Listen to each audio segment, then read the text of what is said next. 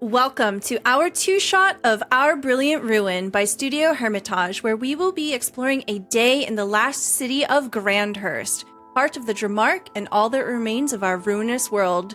Before we get started, I want to give a very warm thank you to our sponsor, Studio Hermitage, for making these sessions possible and the wonderful giveaways that we will be giving away to our viewers. We have 3 different giveaways. Maria, please tell us more. Alright, so the first is a book and dice bundle to be drawn at the end of this session.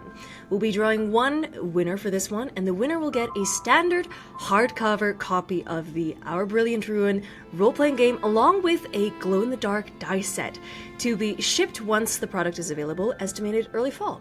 This is going to be available to US residents only. The second giveaway is a digital supplement of Our Brilliant Ruin called Whisper Volumes 1 through 3. And we'll be drawing 3 winners for this one, and codes will be emailed out within 1 or 2 weeks, redeemed through DriveThruRPG, so anyone living anywhere can claim this giveaway. Use !enter to join these 2 giveaways. The third giveaway is a book and dice bundle on social media. Please check out the link in chat over here for instructions on that one. This one is also for US residents only.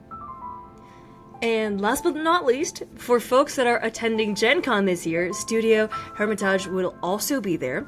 Some of the team and designers will be at the Marriott Rye Bar if you want to come and say hi, and you can also play OBR at the con throughout various different events. So go to ourbrilliantruin.com/GenCon for more info. Excellent. Before we get into our story, let's reintroduce everyone at the table. Please tell me who you are, where we can find you, and all of the lovely things that you do. We will start off with Trooper. Hello everybody, I am Trooper SJP. I am very excited for part 2 because did you see what happened last week? Wild. You can find me at Trooper SJP on YouTube and also Twitch, and Blue Sky and Academic Foxhole on Twitter. Excellent, thank you very much. And I just want to say thank you so much for the ukulele performance. That was so cool. So much good. Learned the song in 35 minutes. Wow. Learned the song in 35 Wow. minutes. It's amazing. Everyone go follow. Follow right now. Click the link in chat. Right now. Do it. Click the thing. Do the thing. Next, we've got Faria. Hi. Hi, I'm a cosplayer, a gamer, I do music, I have no time. I have no time to do any of it. But I do a lot of stuff, and you can find that stuff at Fariha on Twitch and YouTube, and Ask Fariha on Twitter and Instagram. Thank you, thank you. Drac, you're up. Yeah, I am Drac, or Draconics. You can find me on socials at Draconics. That's DRAKONIQUES. I'm a TTRPG performer, actually play producer, narrative designer, and writer, all of that good stuff. Everything and anything TTRPG related, I am doing or will be doing. And I am excited to be back with everybody, because like Trooper said, we left off with some interesting info, and I'm kind of excited to see where we go from there. Yes, we will get to that very, very soon. I'm so excited too.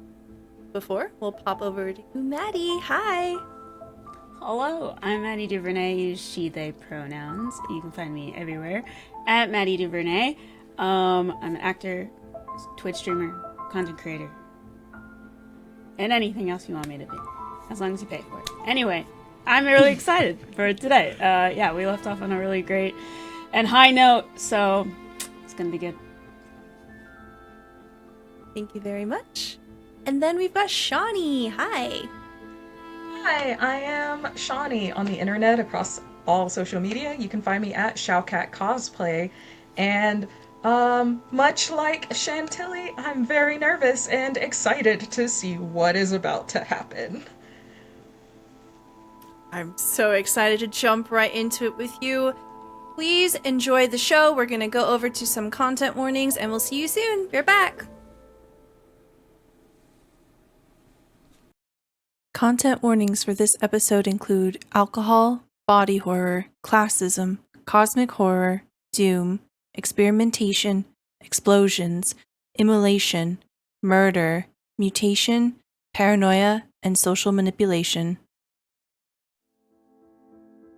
let's start off with a recap of what happened last time. Essentially, to speed through what happened, we had a performance at the Golden Eclipse, where Lady Elvie Dara Callahan made an appearance with an unusual guest. Someone that none of you have ever seen of or heard of before. You still don't even know their name. A scion of House Astis Willow. All here gathered for a performance being held by none other than Stormy King. Through the combined efforts of Iffy and Chantilly, this is something to behold.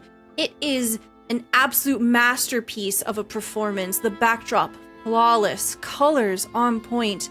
It is vibrant, it is visceral. And the content, very spicy, especially for someone of an aristocratic background. We all see Lady Elvie get pulled up onto the stage amidst this performance, this moving performance. You see the crowd all around. They're crying, they're screaming, they're applauding. The very performance hall is alive, and you can feel this electricity. But there were a few other people here who didn't quite feel the same way. Over at the bar, we see the psychokineticist from House Astis Willow bent over, heavily in drink, not attending to their bag. And from the bag, almost half spilling out, are some blueprints. Chantilly leans closer and has a good look. And it's revealed that the parade that went through town, guided by House Astis Willow, the psychokinetic machine is not just for show. It's carrying something. It is a container. Yufeng, you slipped away. And Nandi, you saw something very, very interesting. While Stormy was transfixed onto their guest, their co-star for the show, Nandi, you were watching Elvie's guest. And in those eyes, those dark swimming pools, you see hatred, you see jealousy, and they're watching Stormy.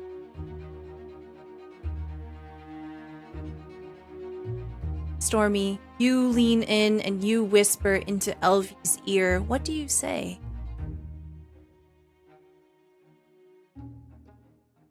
And I whispered so that her head was, I'm upstage of her so that the audience can't see. And I just whispered, play along, and the audience will love you.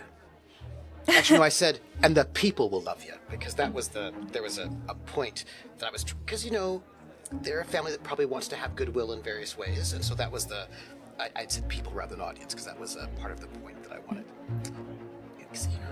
Elvie is stuck up. Elvie is red, blushed, but you see, right? She moves with you as best as she can. She is flustered. She's embarrassed. She's putting on a show. Her chin is tilted high. She gives a dramatic flourish with her free arm. She is trying to make the best of it. But deep down inside, she's unsure of what's going to be next. And we dance. It's like a nice, big, grand dance, right? Hoping that the audience, because this is a fairly rowdy audience, not the aristocratic people, but the rest of them, to get them cheering and going and like, woo! I want to get that big, like, this is so exciting and fun, so that she looks like this. She looks like one of the crowd. You know what I mean? That she gets to be special, but also doesn't get to be uptight in that way. Oh, yes. This is probably one of very few times an aristocrat has been on stage, and the crowd is loving this. You see Elvie is trying to soak up as much of this as she can, and those that attended with her, they look confused. They're trying to play along and be like, oh yeah, I knew this was going to happen. There's only one face in the crowd that does not seem to like this at all. I would like to end in a dip. A nice dramatic dip, and when I see, so that I can look right in the eyes of the scion of House Ostis Willow, and just give him a wink, as I then bring her back up and lead her to her chair. You do this flawlessly. Your truthful competency is male impersonation. This is exactly what you were trained to do. Your art, your great experience. It goes off without even a beat misstepped. And with it, she slowly, awkwardly gets back into her seat, and there's a roar of applause all throughout the hall. And I do that thing where I get back up on stage, and I've got my hat, right? And I'm like, thank you. And then, of course, I sort of head off backstage before, like, the Silks and the other sort of entertainers come on. And I just, before I, like, walk off, I just make sure I see Nandi, to make sure Nandi is, like, if Nandi gives me a sign, like, if there's anything you need to know, like, it's that, because, there's the on stage and there's the off stage, and just making sure that my co-conspirator doesn't have to give me a sign, Yeah, when you lock eyes with Nandi, what are you doing? What do we see? Honestly, the hatred that I see from her guest, I think I get kind of a thrill from it. Just from seeing an aristocrat that annoyed, that jealous, and knowing that a friend of mine was the one who caused it. So I'm looking at Stormy with absolute pride. So that I head off stage being like, nailed it, right? While the other performers come on stage. That sort of bounce backstage. Chantilly, you get a good look at these blueprints, and you are indefinitely confident what you saw, and you know this to be absolute truth. Did you touch them at all to get a better look? How close did you get? I was leaning in pretty hard, like behind, like bending, definitely within like slipping and falling range. So like fairly close, but not touching. Okay. You notice that the owner of these blueprints has warily kind of straightened up in their seat, and they're looking at you. They are inebriated. What are you doing? I will look for, like, I'll look away from them and try to meet eyes with Katie. Mm-hmm. And, I'll be like, something light? A stomach settler? Katie is on the money. Katie immediately recognizes you, recognizes what might be going on, says, "Oh yeah, of course, honey. Anything else that you need?" No, just that. And so I'll take the friendly route where I'm like, for you, and get them a drink. You seem discontent. I don't know if it's sitting well with you. Okay. Now that you're kind of like directly engaging with this person, let's do a roll here and see if you can glean anything. So we'll say Intuit for the skill. What kind of personality trait do you want to invoke right now to get a read on this person? I want to invoke... I think maybe decorum, and if I can, maybe using, I don't know if I want to go access or reputation. So maybe I'll go with like my reputation with frequently being used by House Dara for projects. So I'm like comfortable approaching this person or talking to this person because I have been hired by House Dara so many times. So I would like to do, I guess loyalty and reputation. Okay. So if you want to use your reputation from your portfolio, it'll be an automatic success. You just cool. burn the 1 point, and you won't be able to access it until the end of a session. I think it's worth it. I'll do it. Okay. So they look at you and they seem a little uncertain. They blink a few times. Oh, I think I've seen you in the paper. You're that one architect. Oh, yes, I actually helped with this show tonight. Oh. And Katie appears with the water and the medicine, and they sort of like wave a vague thank you and begin to take it, and they lean back. This person looks very tired. They look like they're worn down to the bone. Not just physically, but spiritually, maybe mentally. They seem very unwell. Something has worn away at them.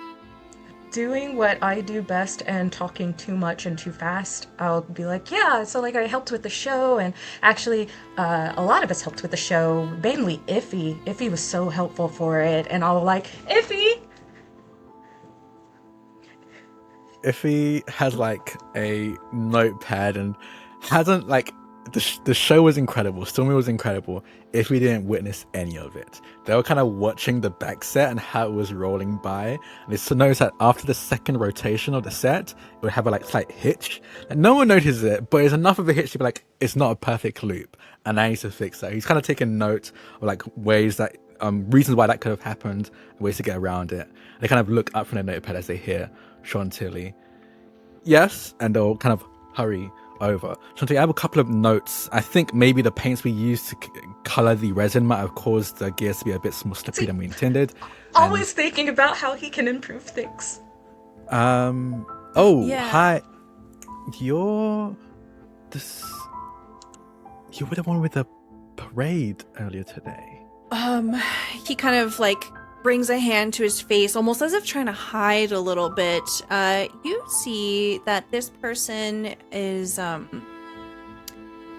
as I described, very worn down, and they have bags under their eyes. Their hands have like evidence of grease under the nails, calluses, someone that works with their hands. And they are wearing the colors of House Assuswillow, but there's a disheveled appearance to them. Talmadge Treadway.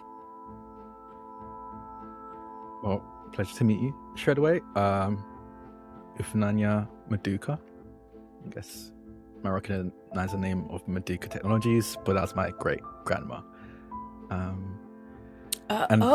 It takes a moment for it to like register. Like you can tell that he's inebriated and like he's shaking your hand, a little uncertain. But at the mention of Maduka, Chantilly, you see this person's eyes just go wide. They do a double take. Oh. They will take a seat next to them, and I think, because I actually kind of like that you pointed this out, if he's also tired, like if he's always tired, but I think sitting beside this person, you can tell that there's a very different kind of tired. They seem physically tired, but spiritually they seem very happy. They seem to be tired because of doing things they love a bit too much, in contrast to this person. And as they sit beside them, they just go, I'm sorry, I know this is probably recreation, probably just relaxing, but I have a couple of questions about this telekinetic engine that you were parading earlier today.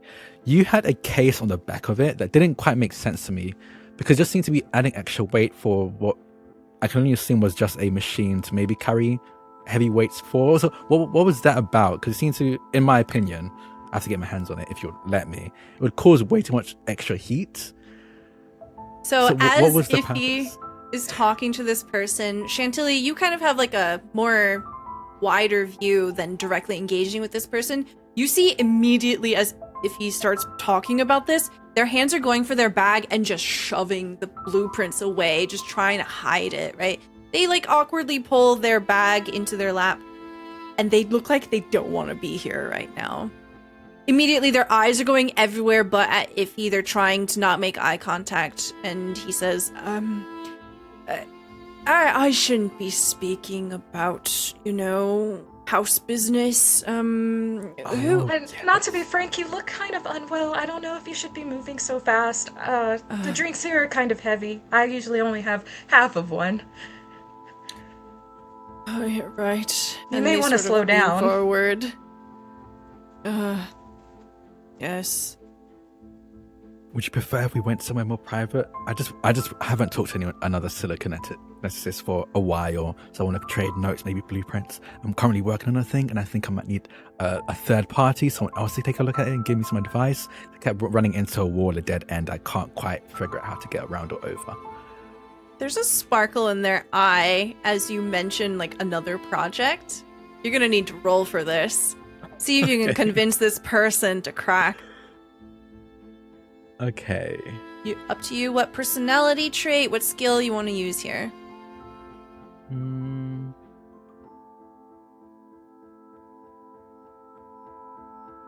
I think I'm going to go with obsession. So I think this is more... I don't think I noticed a spark in their eye. I just want someone to talk at about this thing. And they seem to be someone that could understand when I talk at them.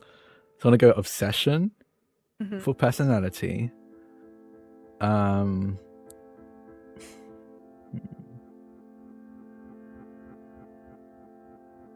think I don't want to because I don't have anything in express, but I think express makes sense here. So I'm trying to get them to feel this excitement that I'm feeling and get them stoked and hopefully willing to trade ideas and thoughts on this. Okay. That's going to be 2 die from your obsession and 0 from express. Yeah, I'm going to use passion in this. Yep, I'm paying passion in it. Okay, so you get 2 more passion. die. So Good luck. I'm going to need it. Okay. Express 0 passion 2. No, 0 successes, or a 2, 2, 3, and a 2. It's not a failure though. They nod and they listen to you. Treadway kind of rubs the back of his neck and he says, did you try grounding it? Sometimes there's an electrical backfiring and I have tried grounding, but that didn't seem to be the issue. If anything, I think it was a case of maybe too much power going through it. I think it's a lot easier to show. You know how kinetic engines can be. They're kind of hard and always unique compared to others. There never seems to be a consistent logic to them. Hearing this and seeing the way that the conversation's going, I'm gonna look around for Yifeng. Okay. Do we see Yufeng here? Yufeng is kind of on hyper-vigilant duty right now, just stuck to the wall, but observing everything. You do see me in the back of the auditorium. I'm gonna try and give a little discreet wave, in the sense that there's something interesting here, but I don't want to be loud about it because I'm suddenly realizing, oh, I just yelled for Iffy across the room. They move on over, seeing this gesture. Yeah, so if you get the sense that this person's willing to help you, but they don't want to leave. They say, I shouldn't go. I need to attend to, Before you do, could you look at these blueprints? And I'll pull up my blueprint of what I was sketching and the kinetic that I was pulling apart earlier today. And just go. Ify, what I are only you went doing? through. Oh my goodness! Hi. Do you know who this person is? Oh boy, discretion, Ify. Oh. Do I? You know what? Just do your thing. Just do your thing. Hi. Yes. Could you take a look at this? Yeah, and then the person exhales in a way where it's like they definitely just aged 5 years here, and they very reluctantly go about it, and they'll basically talk about various little technical electrical things here and there, but they're not helpful beyond what's right in front of you. Yeah. Okay. Well, I'm glad I'm not the only one to think of those solutions, but all of them came to a dead end. And I want to covertly tell Fung about what I glanced at the blueprints, and I'm like, that totally is person-shaped, that spot with the metal, person-shaped.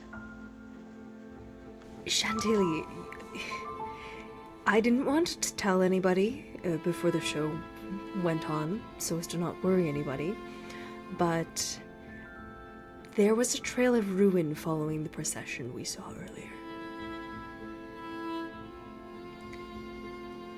I don't know if it's a corpse they're holding in the back there. I don't know if it's some beast. There's something inside. We are going to that dinner. We are going to figure out what's wrong. Something is very much afoot here. Okay.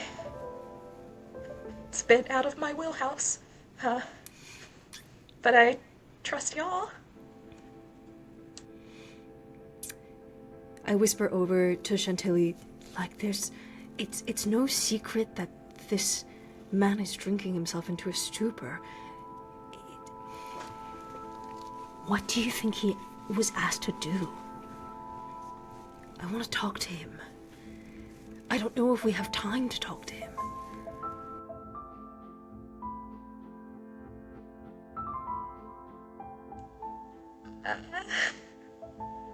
This is the only opportunity that I saw. It's at this moment that, as this is happening, Nandi, you from your vantage point, you can see that guard from earlier that got into Iffy's face has noticed this crowd of people around the psychokineticist and is on the other side of the room, but is beginning to make their way over towards the bar.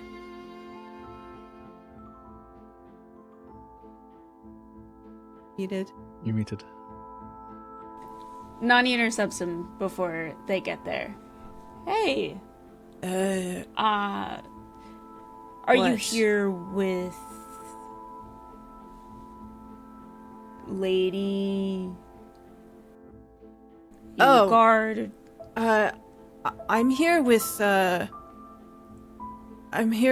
the House of Astus Willow. Yes. Oh.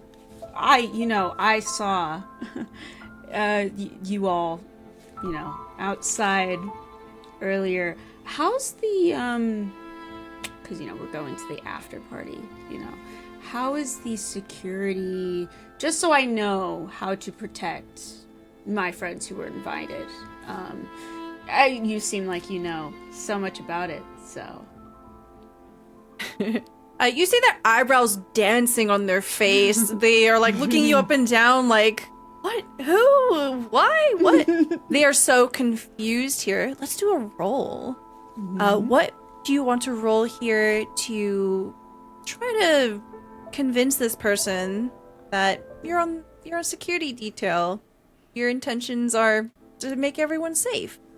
For someone that's so clearly safety oriented. Yeah.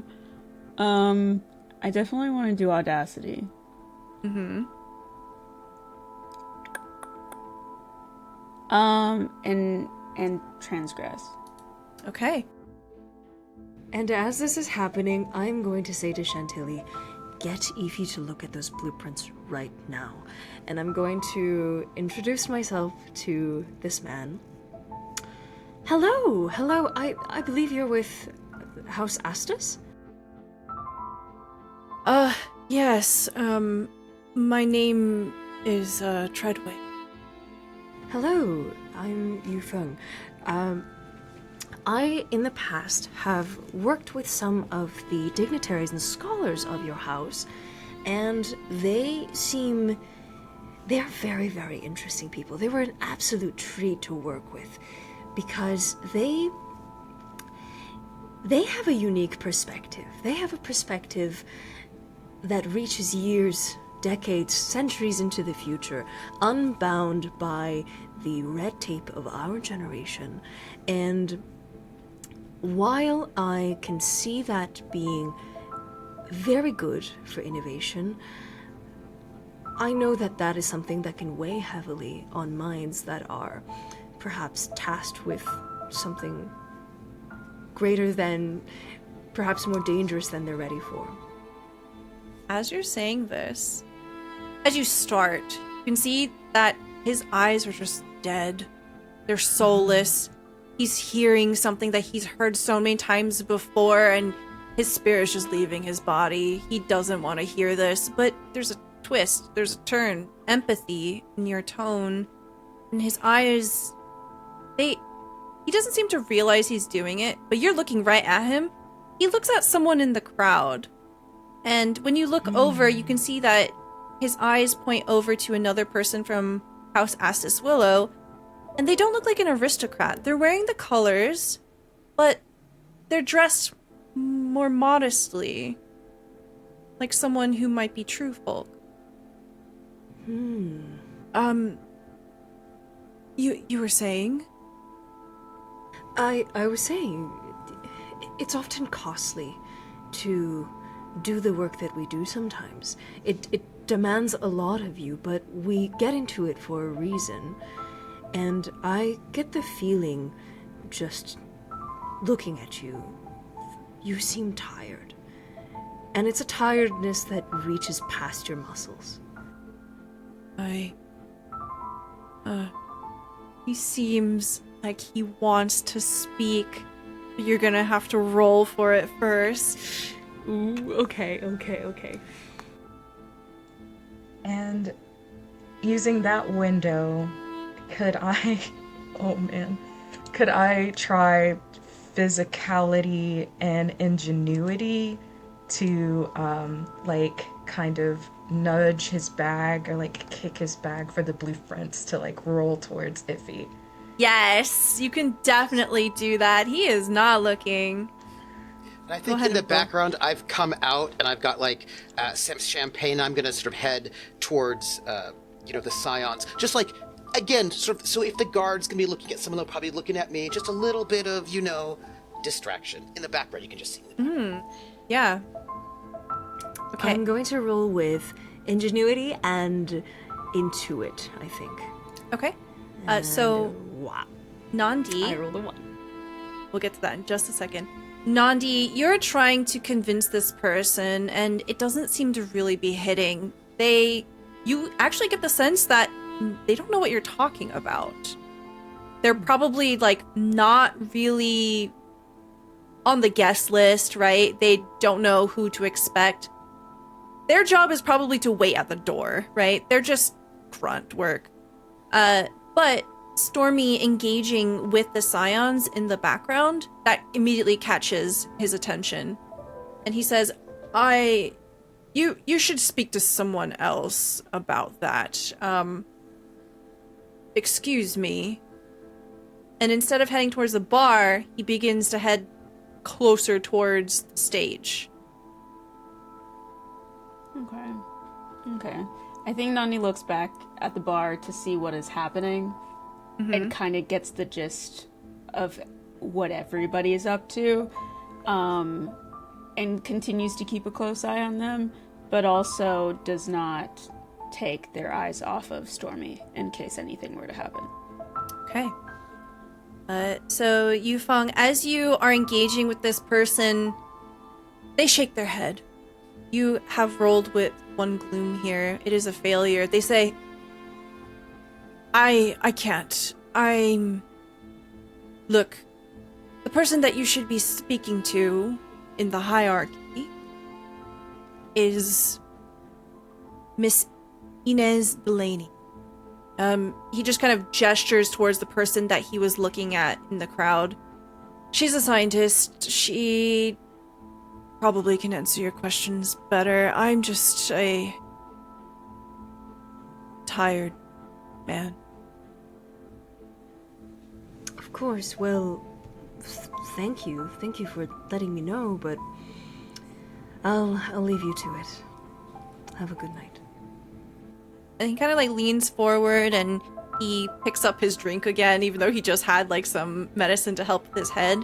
Chantilly, go ahead and roll for me.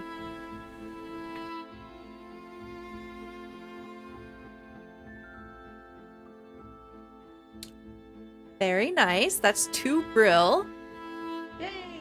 Yeah, so go ahead and describe to me how you successfully managed to take these blueprints.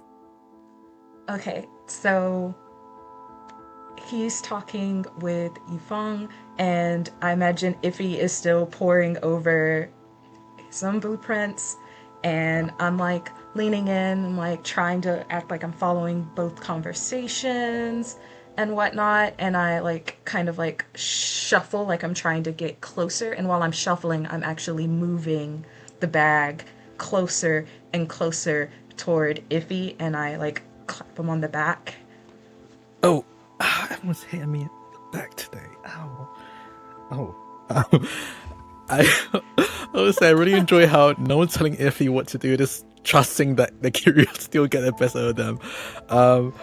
I think Iffy would look down and see the blueprints and immediately recognize that at least one of them is a sociological engine. So just reach in, to grab it.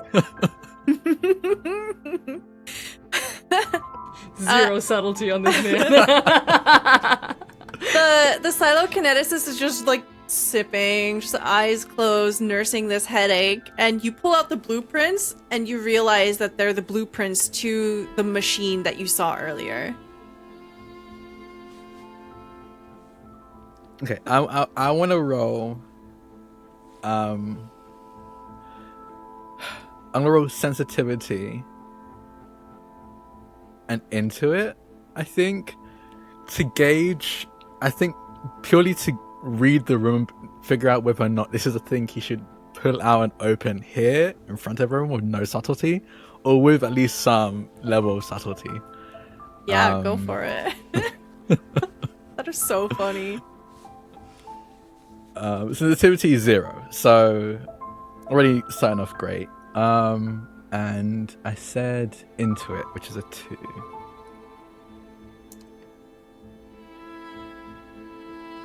Okay, 1 success. I read the room.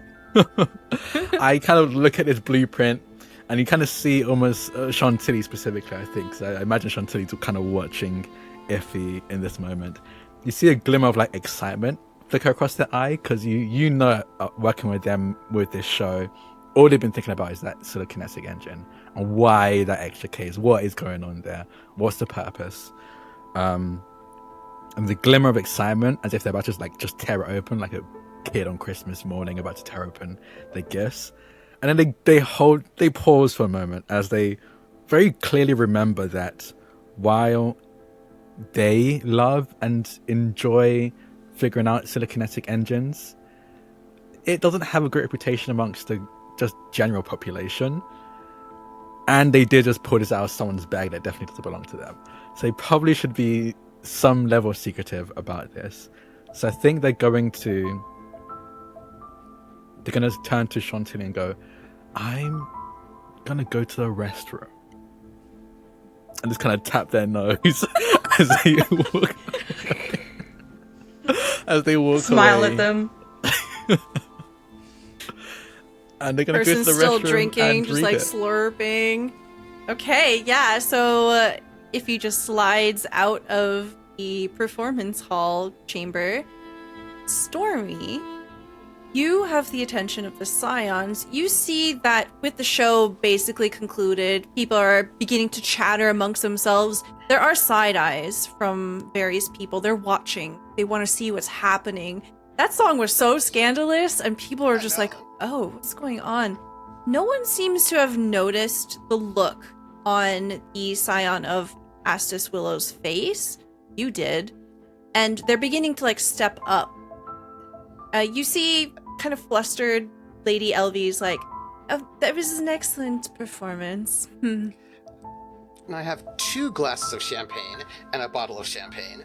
And I hand one to her, and I keep the other one, and I say, you were marvelous on stage. You're natural. You've got the grace of someone who's got art in their soul. And I sort of look at this side who's been seated behind her, and I'm just like, oh, hello. And you are? Oh, seeming to forget herself again, another flush of color on her face. Let me introduce Scion Luella Hanoran. It's nice to meet you. And I make a toast. So you immediately clock this person's last name doesn't have Astus Willow. It does not. You must be, let me guess. I would like to, you know how fake psychics do cold readings of people? Okay. You know how they do, right? Yes. Yeah. I would like to use like sensitivity, observe, sort of come up, there's like little ticks here, there to sort of come up with a couple of things that I was like, okay, I bet if I say this or that, this might make them feel, a little, what's the word? I want to put my attention on them to make them feel like, oh, I've been paying attention, that sort of a thing. You know, that kind of like a, I want to do a little bit of charm, but in that kind of cold reading sort of way. Okay. I could. Yes, you can definitely do that. Okay. I think this would either be express, intrigue, or intuit here. Maybe express because you're trying to do a craft here, the cold reading, right? Yeah. And it's that sort of like, because, if you notice something about somebody that they think is important, then they think you've been paying attention to them, and then they're very excited. It's the charming. So let's do sensitivity express with a flourish. Okay. Is that a passion die? Not yet. Okay. Well, hold on. Let me think. Yufeng is really important to me. So yes, because it matters to me that I might be able to get this person to think well of Yufeng. Okay. So yes. So that's going to be 8 dice. The passion is Yufeng. Do you know what I mean? I have to get 2 more in there. Okay. I've got 3 at the moment, and then 2 more. I'll just roll 2d. There's a d6 there and 1 there. So 1, 2, 3, 4 brills and 2 glooms. Okay, this is a success. Yufeng's important. Yeah, so you do a cold read of this person, and basically what you're able to gather from just their aura, their personage here. This is someone who is opportunistic. They are trying to make a move here of some kind. This is not their usual stomping ground. They stick out, right? And so they're making a gesture by being here, especially because they literally paraded in a psilokinetic machine, right? So they're trying to garner some kind of favor, and it's pretty clear from how intense their reaction was that they have a very personal stake in this. You get the sense also, just for fun, that they are a diehard romantic. Yes. And I say, I remember seeing you a little bit earlier today. You were, leading that parade, were you not? I was? You may not know this. You may have heard, maybe not. I have spent my entire life on the boards, and not everyone has the sort of personality and command to be able to cut such a figure and make everyone remember them when they've walked past. And you definitely have that skill. Plus, that psilokinetic didn't hurt, but I've got to say, when I was looking, the psilokinetic was a little bit less impressive than you were. Almost imperceptible, you see a flush over their cheeks, but they try to keep a stoic exterior. They're trying not to crack here. And their eyes just sort of cut over to Elvie, and they say, "You did say that Stormy King was a flirt?" But I'm going to see you at dinner tonight, am I? I think. They immediately look over at Elvie, and you can tell it's the kind of look of permission, right? Like, is this okay? Elvie's eyes narrow. And she blushes again. You can tell she's embarrassed, and she says, "Of course." I am looking forward to dinner. I have heard only the best things about the ways in which your house throws a bit of a soiree. And, I don't know, I've been thinking that maybe finding multiple places to perform might be useful and interesting, and I heard there was some very ingenious sorts of new construction being done by one of your up-and-coming engineers, designers, architects, Chantilly, as a matter of fact, is what I've heard. I'm looking forward to seeing what sort of designs they might pitch and what you're going to do and where it's going to be. I'm very excited indeed. This has been my honor to be here with you, and I think everyone will be talking about this for ages. You are playing Elvie like a fiddle here. You see her shoulders kind of drop, her chin rises, and she's like, it's the exact same energy that she had on stage, right? She's just playing along with this. And Luella looks a little impressed. Luella kind of narrows their eyes at you, and it's not out of suspicion. It's out of curiosity. Definitely flipped a table there, and they don't want to kill you on the spot anymore. I know. You get it. Well, I imagine you two have got quite a bit, and I've got to freshen up before dinner, and I'll make sure that my, Oh, you know what? I've got an idea. Because you've been so kind to visit, I'm going to make sure that one of my plus ones is someone that you especially, your ladyship, I say to Luella, would be very fascinated to meet. Don't make it obvious, I say as I lean in, but look over there. And I sort of nod over to Yufang. That person is one of the most fascinating people all of Grandus, and you particularly would like to know what's on their minds. And got a bit of an in, and I think I can get him to come along. They go by the name the Jade Phoenix. Shh, just among us two. Jade Phoenix. And when the scion of Astus Willow makes eye contact with you, Yufeng, what do they see? What are you doing?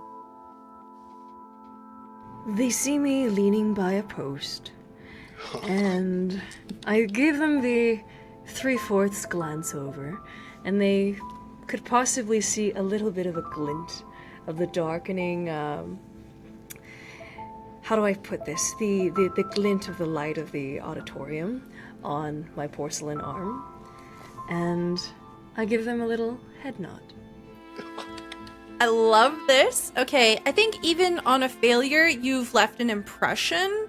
But let's roll to see how spicy, how intense this is. Ooh, So all excited. right. Stormy's setting everyone up. Damn. Mm-hmm. Get your wingman like Stormy. Yes. I think... Could I say ingenuity, because this arm is one that I've crafted myself, and ingenuity and physicality. So Yes. let's plug that Yeah. in. Like, and then this. All right. Okay. So we have one Brill and... No. You used passion here, right? Oh, no passion. No passion. Okay. So one Brill, one Gloom. So you've definitely left an impression, but perhaps it isn't the impression that you were hoping for, or a different one. You see the scion of Astus Willow is watching, and they look you up and down from a distance, and you don't hear what they're saying because you were too far away. But to Stormy, Luella says, make sure they're at dinner. I absolutely will. Ladies, take my hat. And I head off. Champagne's yours. As I sort of head off and sort of melt back into the crowd and give my eye immediately to Nandi. Like, always and always, always, right to Nandi first. Nandi, you saw this whole exchange here, and just as Stormy is leaving, you see that guard beginning to come up towards them. What do you want to do?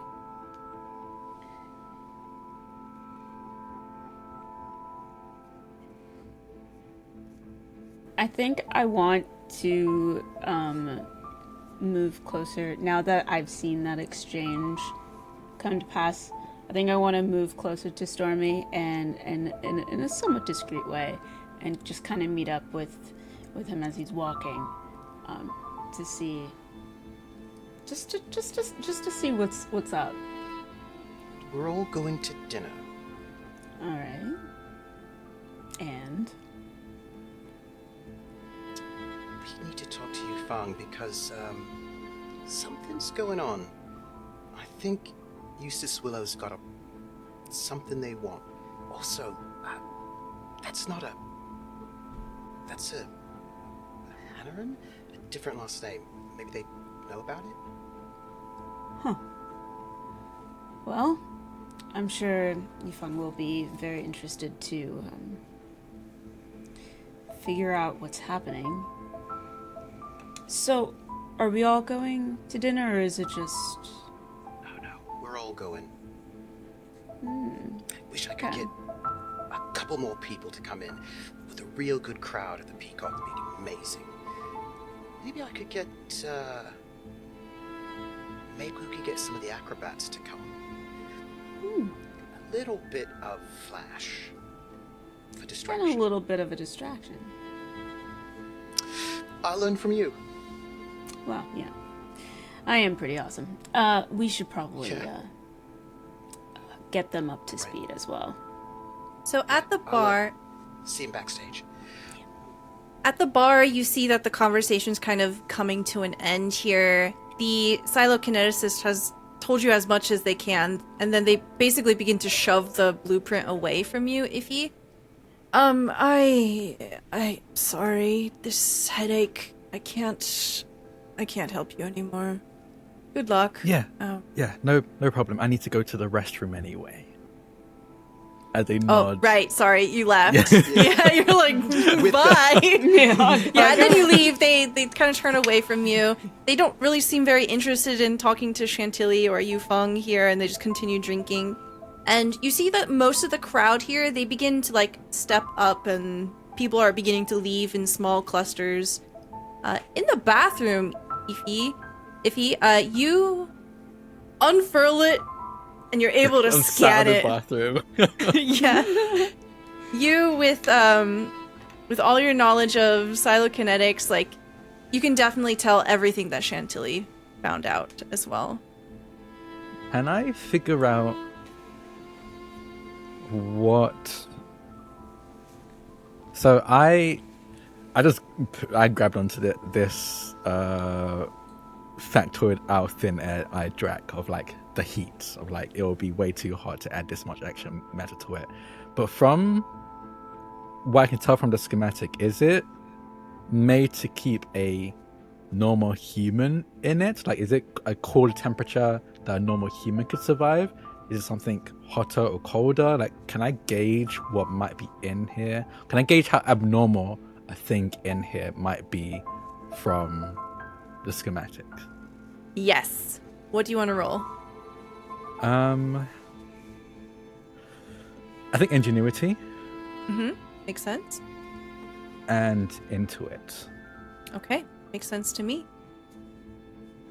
I have 2 more passions left. I'm gonna use it. Why not? Yeah.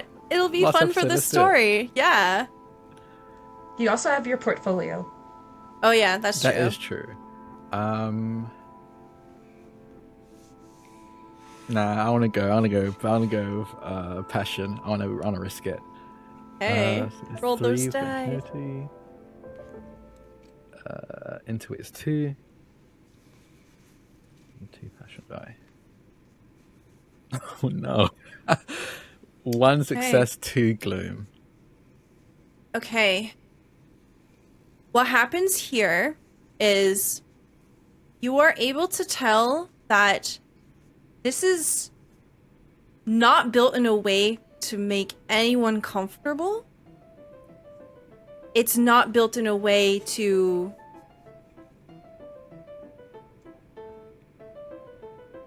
essentially what you get out of it is it's a containment. Oh. and then you accidentally drop the blueprints. And unfortunately, the sink in here sometimes overflows and the blueprints are ruined. Oh no! I kind of pick it up and try to like flick it to get it dry, but I immediately rip it. It rips in half. Oh, damn it! Oh, okay, and they just screw it up and flush it down the toilet. I just panic. Oh, The and flush it toilet down. begins to back up. Oh no! Okay, they're gonna roll up their sleeve and start pushing, using their hand to try and shove it down the toilet. It goes down. The Golden Eclipse does not have the kind of pipe, system that can really handle lots of paper. You should put Yeah. that in the trash, There's this sign saying don't flush anything down the toilets. Oh well. They It's to keep backed panicked. up for days. They panicked. Yeah, so if he is like busy for a while, right? And everyone at the bar gets the sense that if he's not coming back to subtly slip it back into the bag, like there's something wrong. She's not back yet. What's going on? But essentially you see that people are beginning to leave. And they begin to file out, including Treadway. It was nice talking to you. Good luck, your friend. And they step away. Well, he seemed like a good time. What did I miss? A man who hates himself. So much.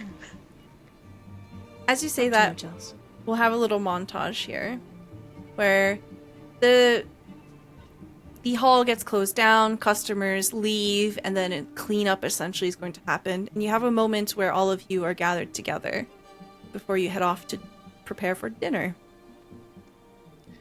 If he has like a rag that Katie gave them and they're kind of drying off their hand that is covered in toilet water, it's kind of like, oh.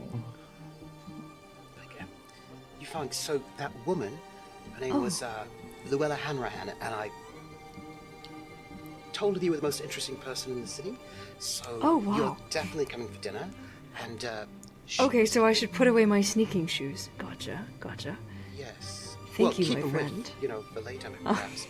But just letting you know, she's and I sort of give the rundown of like my sense of this person's character and like what's a good approach, just in case you were interested in being impressive, just like this. But and then I say to Nun, who's like, but I feel like there's something between those two, like somebody wants something, and I kind of like give each person the kind of information that I think they might find interesting, right? And I was like, Chantilly, I let it said in public about you being the engineer. That seemed to go over well. And like I just sort of like I try to like get everybody like this is what I could figure out about their sense of what they might think about technology or this, and I kind of give each one of them from that because my job is to give my friends presents. That's really it. That's just what I'm there for. Yeah, there's an exchange of information and you all catch each other up with your discoveries. And we find ourselves in the forefront. Oh, when we're going to dinner. We're all going to dinner. Smash cut to right in front of the property. We are at the Spent Hall Mansion, and Chantilly, just as your day began, you are here again at the foot of the House of Dara. You see, everyone sees that there is a throng of people coming in and out, essentially carrying tables and flowers, and preparations are afoot. You have We had arrived to talk a little. them out of the salmon pathway stones. They were going to do that. They really were. Just Can I terrifying. use one of my without you. portfolios for something? Yes. What would you like to do? Could I use my wardrobe to make my friends the most impressive and exciting-looking people at this dinner? Like, I want Luella to be like, "Oh, you fun! Whoa!" I want LV Dara to look at Chantilly and think, "This person is not someone to exploit, but this is somebody impressive." I want all of my friends to look amazing, and I want Nandi to look amazing and dangerous in that exciting way. And I want Iffy to look like like that kind of person who like is like the professor who know, like I want them all to be like, I want these aristocrats to see all of my friends as people who are not somebody to look down on, but somebody to be interested in. I would like to spend my portfolio on that, if you don't mind. Yes. So go ahead and burn that, so it will go down to 0 for the rest of the session. And everyone, you arrive prepared. You have a presence. You have the fit. Am I also allowed? I want my entourage to be like stationed strategically, and I would also like to use my passion for that if I need to roll anything. Okay. With your entourage, since it's part of your portfolio, it's just an immediate success. Nice. So go ahead and reduce that down to 0. Do you want to have your entourage be physically with this group, or do you want them to be like dispersed in strategic locations? Dispersed in strategic locations, yeah. Okay. Do you want them to be dressed up like people who are helping with the event, or are they dressed in a different way? Yeah, they're hidden amongst like the workers. They blend in seamlessly. Mm-hmm. Yeah, They've they've done this really before. beefed up staff. Yeah. Have no clue who those people are. I have an idea for my outfit change, by the way. I had this just in case, but I'm so yes. thrilled that Trooper thought of this. So what Fung is going to change into is this. Instead of the dark greens that you usually see them wear, it's going to be a lighter jade like this, and that's going to be the silken shirt, and it's brought together by a short underbust white corset. And on top of that, they're going to sling a white suit, this white overcoat, long overcoat, on their typical shoulder. Oh, love that. Yeah. In the shadow of House Dara here, you begin to make your approach. All of the socialites and the various aristocrats that are joined here, they turn and they look. There's no hiding here, not with the way you look. You feel the presence of all their attentions on you. You are met right at the door by Minnie Maltby. Gentilly, you know this to be the personal valet for Lady Elvie. And she greets you with a smile. Minnie has always been kind to you, Chantilly, and you know that Minnie is reliable. Her eyes brighten as she immediately recognizes you, and then curious when she looks at your friends. Hi, Chantilly. Hi. She asked for Stormy. Stormy. You see just kind of like genuine excitement and like relief for you, essentially, as she does a little bow towards Stormy. I kiss her hand, of course. Oh, thank you. Huge blush, trying to maintain decorum here. Please, follow me. If you don't mind, we'll have you waiting in the den as our honored guests. We're honored guests? Oh, okay. The den has marble inlays. Oh. It's very difficult to get them all the way here. As you are led And into the... Oh, go ahead. Looking, at the whole place. Yeah, it is gratuitous. There's just... Nandi, you look around, every single piece of art in this place could feed someone for weeks. It's just money in different forms, in different textures, You can different tell fabrics. on Nandi's face, like she's so angry at the amount of money that they have spent on ridiculous things when there are so many of their people starving, and she's trying to hold it in. This den that you're Not me. Didn't do that. None of this is my work. the den that you're brought into, Chantilly, you're usually like brought into the study where it's just work, right? This is meant for luxury. It's meant for dining. It's meant for dating. And as you're brought in, there's these luxurious couches. There's a piano in the corner of the room. There's floor-to-ceiling bookshelves. And there is a floor-to-ceiling window that looks out, and it goes over the rolling hills of the outskirts of Grandhurst. And here, with the dying light of the afternoon as it comes into evening, it's almost like the sunbeams are crowning the hills, beaming a warm honey light over the grass, over the fields. And Minnie does another bow and says, "Please make yourselves comfortable. I'll be back with refreshments in just a moment." Thank you. And she leaves. You are all alone in this room. Before she will say, do you think we might at some point in time be able to get a tour of the estate? I've never been here before. That can certainly be arranged. It would be our honor. Thank you. There's like a bit of a twinkle in her eye as she looks at Chantilly like, oh yeah, we get to tour Stormy King around. This is so cool. This has never happened before. And she twirls away. She goes like, they gotta be having that big thing somewhere in here. If we get a tour, maybe we can find it.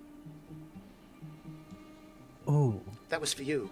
I say to Iffy, like, that was they kind of like look at you and go, oh yeah, that is for me. From what I could gauge from what I can remember the cyberkinetic like blueprint, can I figure out, again, this is just me latching onto this, the heating thing. Can I gauge whether, like, where would this need to be stored for it not to, like, overheat or malfunction? Is there, like, it needs to be stored in a warm place, a cold place, a temperate place? Can I remember that from what I looked at in the blueprint? It definitely needs to be put into a garage. And as you were walking up towards the estate, you didn't see it just parked right in front. It's definitely being stored somewhere. Chantilly, you are intimately aware of this estate. You helped build the Spent Hall Mansion. You know of all of its secret passages. Well, maybe most of them, but you're familiar. Feel confident if you need to navigate anywhere, you have the ability to do that. Obviously, I trust all of you with my life and my secrets. I don't want to get in trouble. So whatever we do, wherever we go, I'm more than happy to offer my knowledge of this building that I have come to love and cherish. In a sense, there are several things about it I dislike. I won't get into that. The gaudiness of the stuff in the hallway? Because I feel like I saw your face, you didn't like it. Not particularly. And Minnie has always been kind, but Minnie is also of Glove and Key, very devoted. So we should tread carefully about the things that we speak about and how we speak about them and everything. So we should be on our best behavior. Well, then I think we should make this quick, because I want to reiterate, I am here because I do not ever say this to anybody, but I love all of you.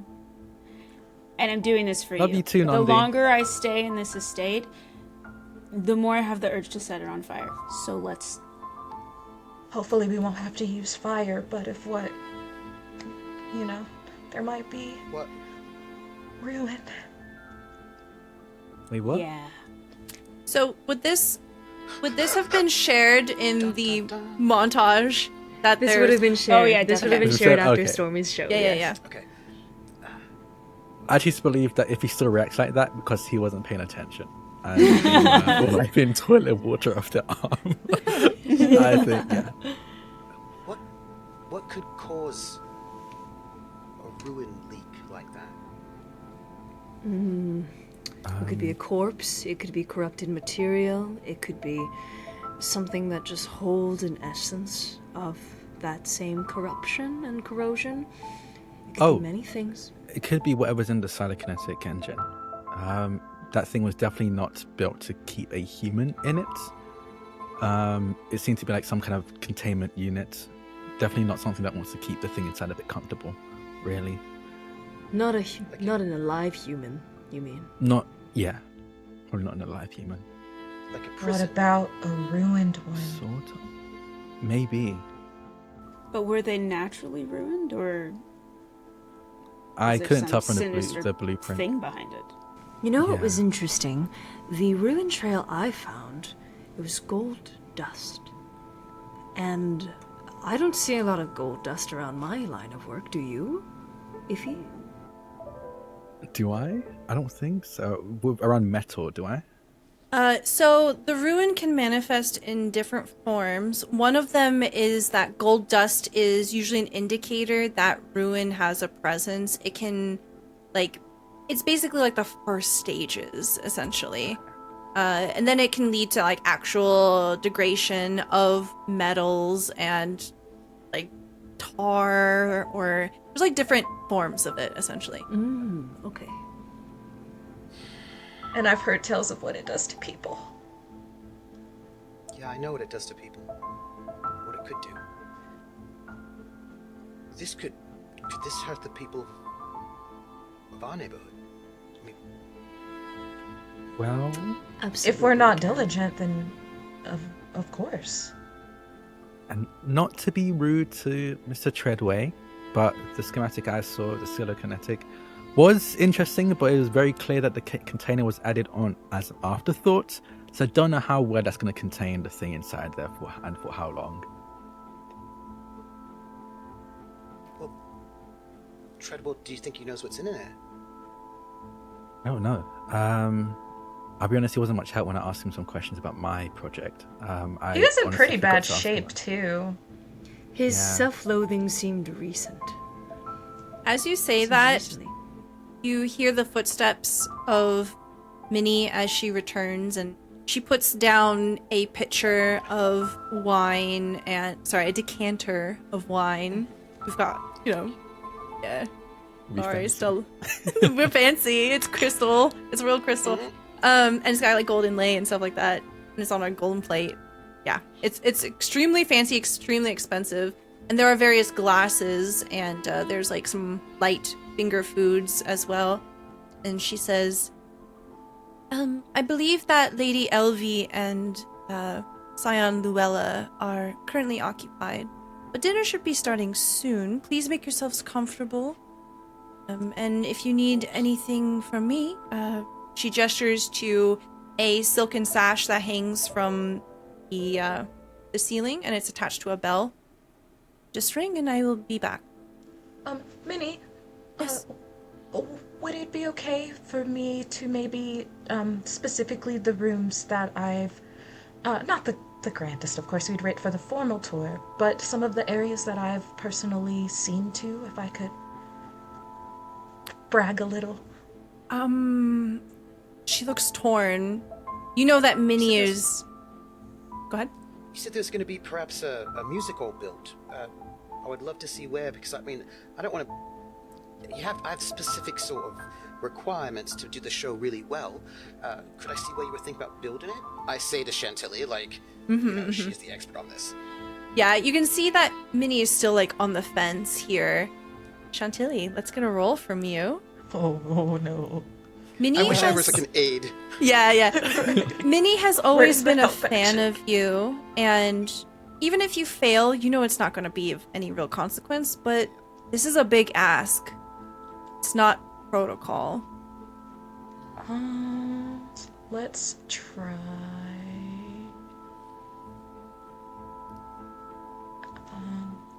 Foster is about restoring health, so not that.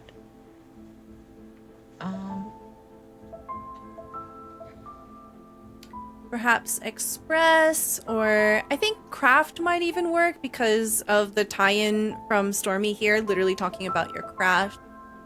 Okay, let's try, I am in fancy clothes and kind of buoyed by all the things my friends have accomplished and the ways I've been talked up. So maybe craft and audacity. That's the Yeah. exact same thing. I love it. And let's go ahead and put some passion in. Oh, yeah. Okay.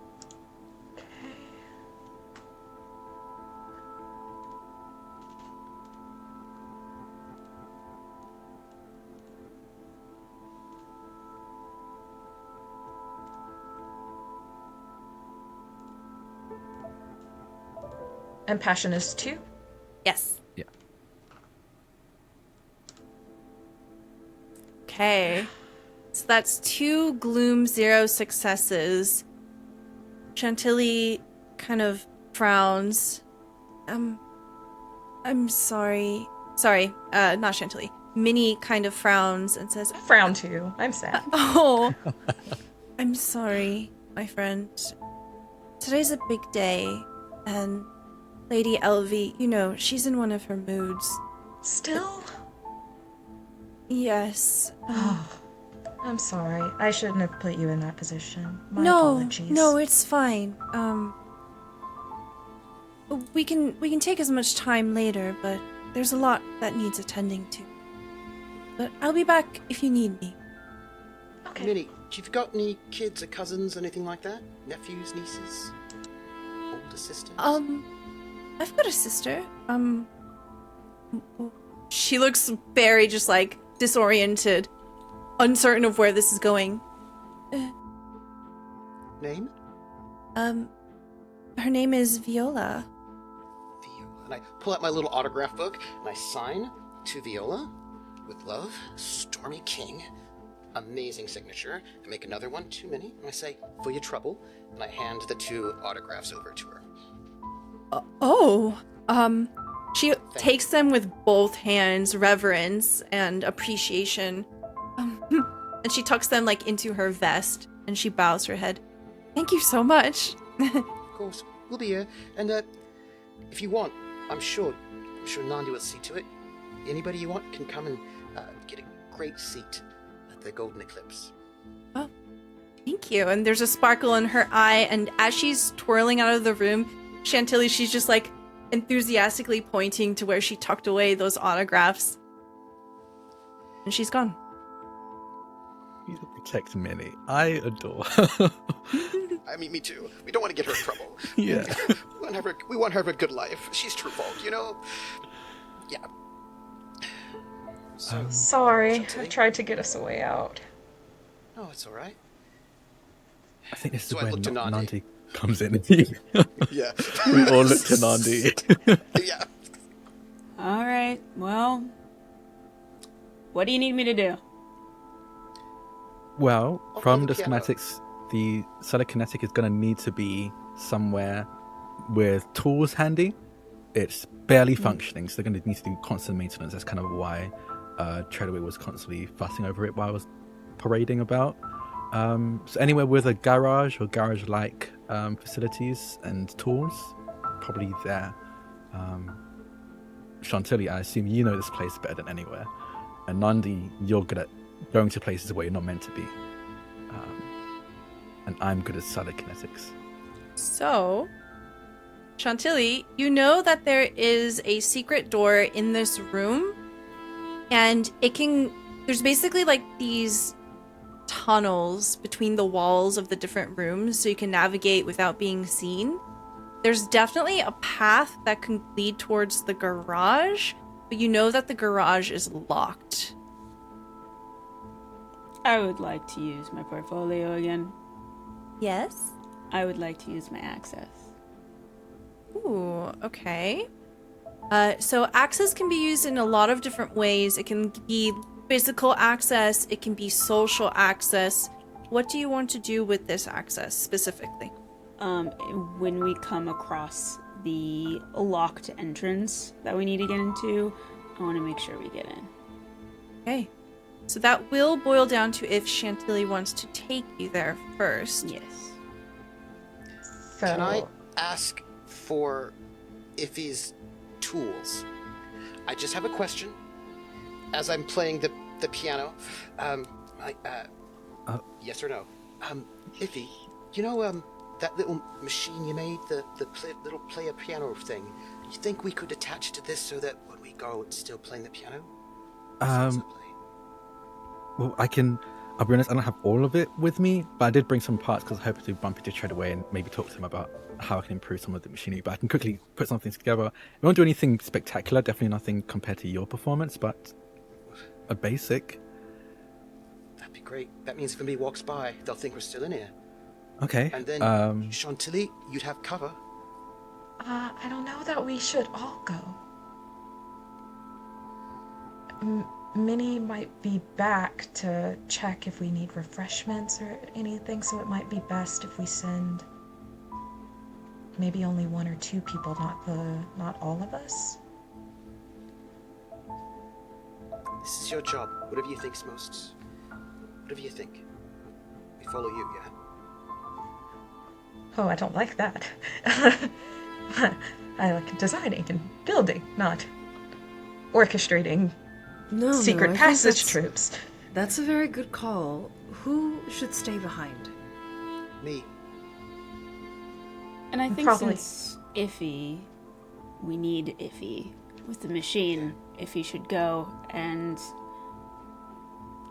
let's face it, if we run into any issues, I'm your best bet.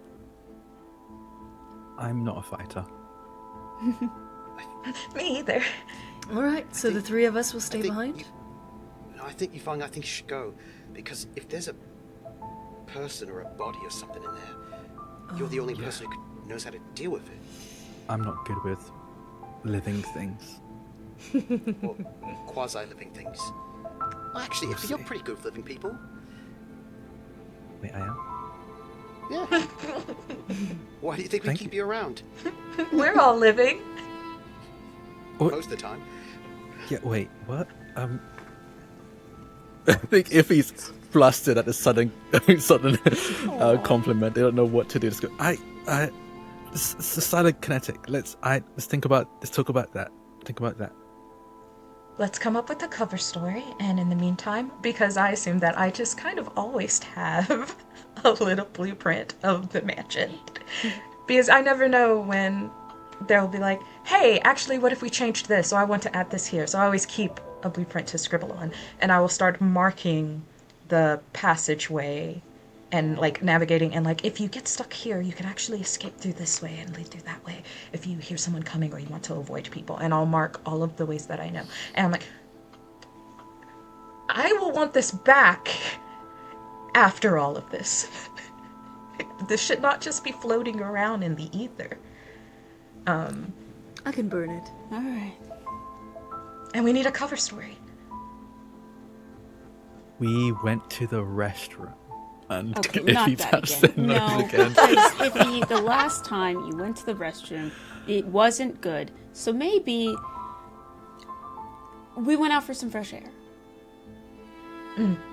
Yes, we're not feeling well, went out for a little fresh air, and obviously, Nandi, so striking, so, dare I say dangerous, especially tonight, in the most wonderful way, so obviously you'd want to look after them.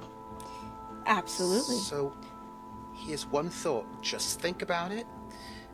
Yvonne, if you all get caught, maybe you say that you've got some sort of romantic gesture you want to make for the scion of Justice Willow, and you've got some wing people there, and you want to make some sort of a gesture. She's a bit of a romantic, and maybe you wanted to, I don't know, declaim some sort of poetry outside of the window in some sort of impressive way if you get caught, but with Nandi, I don't think you will. Very interesting note. I will keep that in mind. Right. So, party We split. will be back, but also remember, my people are stationed around this place, so if you were to run into any trouble, they're close by. Just remember that. Don't get Oh, I don't know if they would let them in if they were not invited. Nandi Trust never me, needs they're an already invite. here. Okay, so with Chantilly's truthful competency of an eye for a design, you essentially have a map of this entire place with with its secret entrances that Chantilly has marked specifically to get in, get out, and any alternate escape routes. So that you get. For Nandi, you will have to use an access, but you'll basically be able to get in for certainty. So, Chantilly, describe what the secret door looks like. So it is this big arched golden mirror, and it's mounted onto the wall, and there's no smudges or prints on it save one fingerprint like off in the corner, and you have to specifically take like a handkerchief and act like you're cleaning or wiping the smudge, but you want to go upward and really softly with it. And when you do that, it just pops and opens as a door. So we see Nandi, Iffy, and Yufeng go into what is essentially like tunnels in the walls. They are not as embellished as the outside. They are functional. They are straightforward. It is a little dark navigating through here. It's not meant to be one of comfort or luxury. But with the map, you're able to navigate it with no trouble at all. You get to about halfway to the garage when you stop hearing some voices. So the three of you are cramped inside of the walls here, and you've got tunnel on either side of you. And on the other side of this wall that you can't get to, a room that you don't know what it is, you hear the voices of Lady Elvie and Scion Luella. And for lack of a better way to put it, things are hot and heavy. I knew it! Iffy kind of nudges Yufeng and Nandins go, what's going on in there? Are they okay? They're talking about all the things that they like about each other, but it's explicit. I look at Iffy and I go, you know, we'll tell you when you're older. Maybe we should get past this. I didn't come for this. Something kind of catches your attention, though. You hear Scion Luella say, their breath is very heavy and labored, and they say, I have a present for you. Oh no. Doomed Yuri. Doomed Yuri. Dude, Yuri. They're running. They're jogging. Is that why out of breath? They're jogging. Yeah, exercise. Yeah. You're in Pride It's actually the gym. Happy Pride Month. I'm crying. Jogging in Pride Month. Happy Pride Month! Woo! Yeah, Just in the jogging. gym lifting, just yeah. Yeah. And then their voices start to get further away. They're walking away. You don't hear them anymore. Okay. I wonder what she got with that. I don't know. But let's hope it has nothing to do with where we're trying to go. Oh. Let's should hurry and probably- find out before anybody checks. Yeah, we should probably hurry. Let's go. Nandi, can you describe to me how you're able to get into the locked garage? Yeah, for sure. I think Nandi has done plenty of break-ins to the aristocrats to get things that she wants, people that she wants. So she has definitely come across a door like this before. So it's almost just like a few seconds of them looking at it and then immediately realizing what needs to happen, and she just goes at it, unlocks it, it pops open. It opens into the garage, and the garage, for a lack of a better way to put it, is essentially just a large room. It's something kind of like a warehouse, and you see predominantly in the middle of the room is that machine that you saw earlier today, the silokinetic engine attached to some wheels, and the case has been removed, but there's a cloth drawn over it now. A salmon cloth. There's no one else in this room. It's a little dim, a little dark. The garage door is closed currently, and up towards the top of the walls here, there are these like more narrow windows so that you don't have like a full view of outside, but they do essentially act like skylights, and that does illuminate the room enough to see. What do you do? If the salmon cloth has anything... If it gives anything away, this might be the present. Oh. Should we go down there now, or should we wait? What do we do? You know what? You two, go check it out. I'll keep watch. Okay. We're gonna scurry all over. Okay. The cloth is heavy. It's expensive. It's custom dyed. What do you do?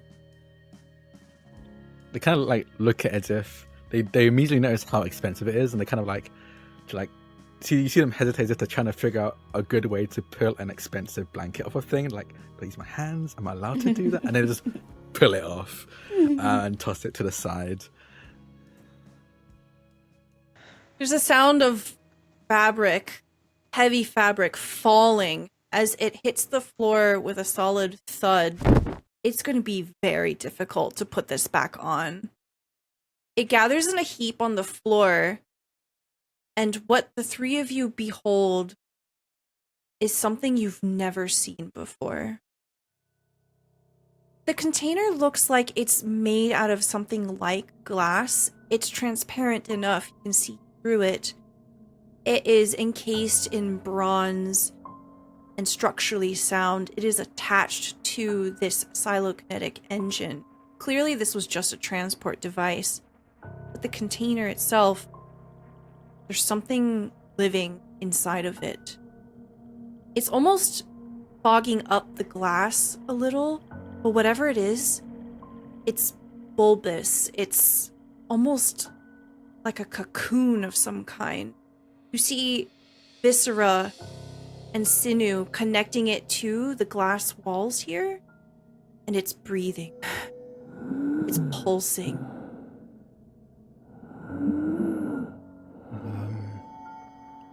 Why I would think this is an incubator. Why would they make this out of glass? I'm not sure it is glass. I'm gonna tap on it to just like... Ify, no. Stop. If he does it. I think if he's gonna tap on it. You tap on it and you're able to tell immediately that it is structurally very sound. It must be a type of polyresin. It's not pure glass. Maybe a blend or something. What the hell is that thing incubating? Your guess is as good as mine. Why would this be a present? Well, it's creepy.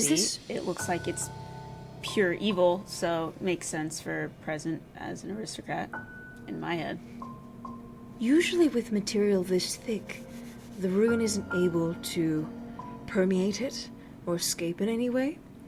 But my worry is, what if the barrier's broken? Why would it be so high up? As you say that, you can see that as this thing exhales, pus begins to slowly drip out, and with its invisible breath fogging up the glass, you see small sparkles of gold dust inside.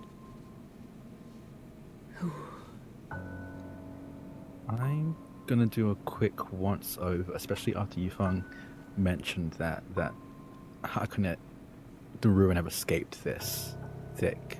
container. I want to do a once over to see if there is any breaks or faults in this thing. Okay. And how high up is the container? So it is about 4 feet off the ground. Okay. Fang is going to sprinkle ashes all over the top of it. Okay. Iffy, what do you want to roll here? I think it's going to be ingenuity and... I think it's going to be ingenuity and observe.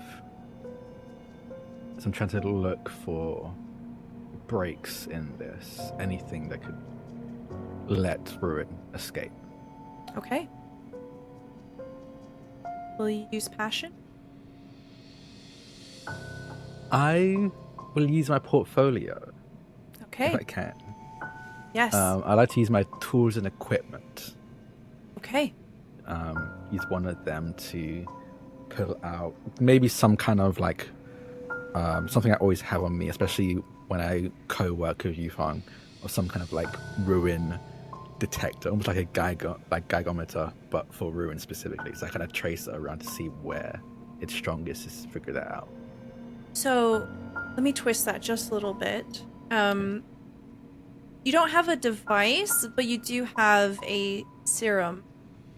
And it is something that Yufeng has invented as a cleaning agent, if that's okay. Yeah. So you know that like the reaction it has to ruin is it burns it away. You'll hear bubbling. It'll basically have a chemical reaction. And you kind of pour this around as best you can. You'll have to climb up if you want to douse the thing in it. I think what I would do is I would like pull out this serum that Yufang has created, and I think pull out like one of my stone wrenches and pour it on the stone wrench and kind of hold it along hold it close to every part and barrier of this container to see where I can hear the bubbling start. Because if there's no ruin escaping in one area, there'll be no bubbling, and if I reach a point where there's like a hole or something, and then the ruin escapes through there and it reacts with it, then I know that that's where it's coming from.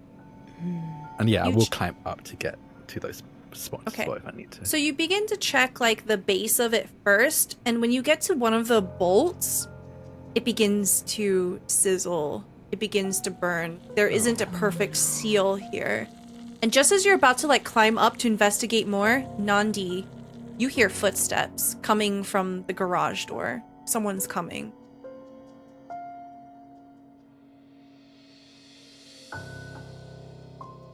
I'm trying to see.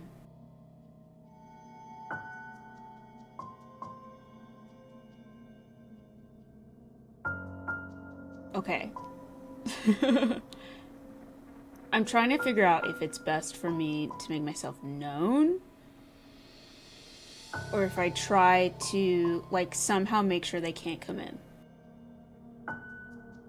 Okay. I would like to burn one of my tools/equipment. Okay.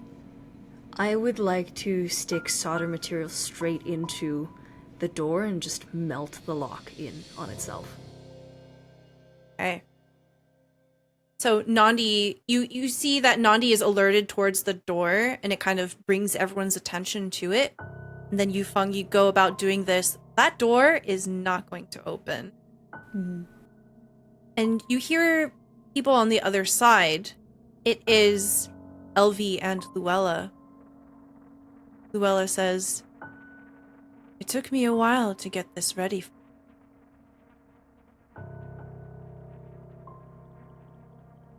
I knew And- it. I knew it was the present. I knew it was the present. I knew it was the present. You hear the door knob turning. What? Is the door locked? And there's some general confusion happening on that side. Whatever you guys need to do with that machine, I suggest do it quick. I think I'll pull Yufeng with me. It's like, I don't know living things, but I can tell you what this psilokinetic thing is doing, and you can tell me what to do in response to that. And I want to see if I can quickly gauge what this thing. I assumed incubating, but I don't know if I'm right. I want to see if I can figure out what this is doing and what kind of environment it's making for this thing. Okay. Yes. Go ahead and roll. What do you want to roll? I think this time it will be ingenuity and craft now. Okay. Yep. This would be 3 or both, I believe. Yes. My guess is that it's making badness. That's my guess. No. Ruined. Every time. 2 gloom, 1 success. Okay, 1 brill here. All right. So you are able to discern this is not an incubator. It's a display case. And as you are looking at this, you realize that whatever's inside is beginning to move around. You see the skin of its shell is beginning to push. You see the outline of a limb stretching the elasticity of it. Something wants to get out. If he backs away very suddenly. Okay. It's some kind of display case. I was wrong about the incubation thing. It's showing off whatever's in here. Nandi takes out both of her daggers and is at the ready as she sees this thing move. Do you think that has the ability to come out of its display case at any point in time? I mean, only the rich are arrogant enough to think that they could control something like this when it's at this state. But what are they trying to control it for? What is the purpose? I can't imagine. Are the two in love? Does one want to usurp the other? No clue. No clue. There's shouting on the other side of the door. Something's wrong with the door. Go get someone.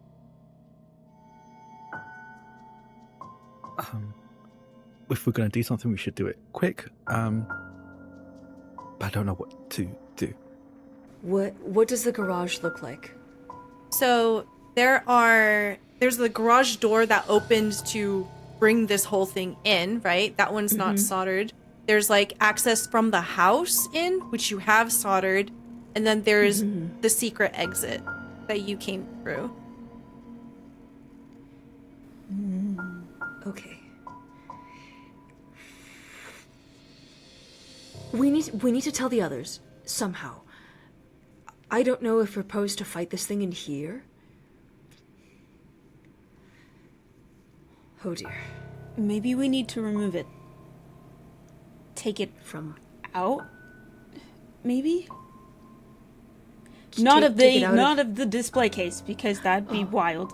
That would But be like terrifying. move the whole machine out of here.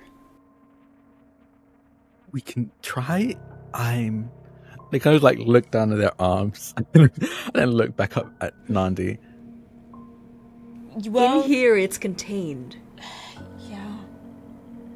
Wait, But whatever they plan on doing with it, I mean, it's not going to be good. I mean, what if it's a power thing? If we slip out right now, fast, let the others know, it's at least contained. Yeah, but what if they get in here after we leave? What are they going to do with it? I genuinely don't know. It's fully believable, though, that this thing knocked the cloth off itself. But I will like to do something reckless. That's way love Iffy. That's why. Yes.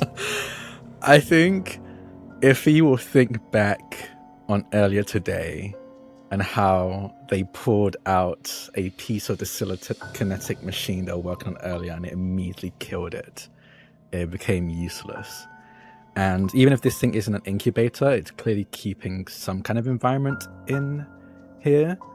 I would like to ruin it enough for it to become unsustainable in there for this thing. Okay. I'll say that you did enough rolls here to determine that there is no hospitable environment in there. Unless you broke it somehow to get into it to do something, it's meant to just stay as it is. Okay.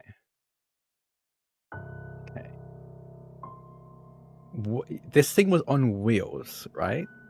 So think of it as like a machine with wheels, and this is attached to the top of it. And the thing with wheels, it was powered by some kind of engine. Mm-hmm.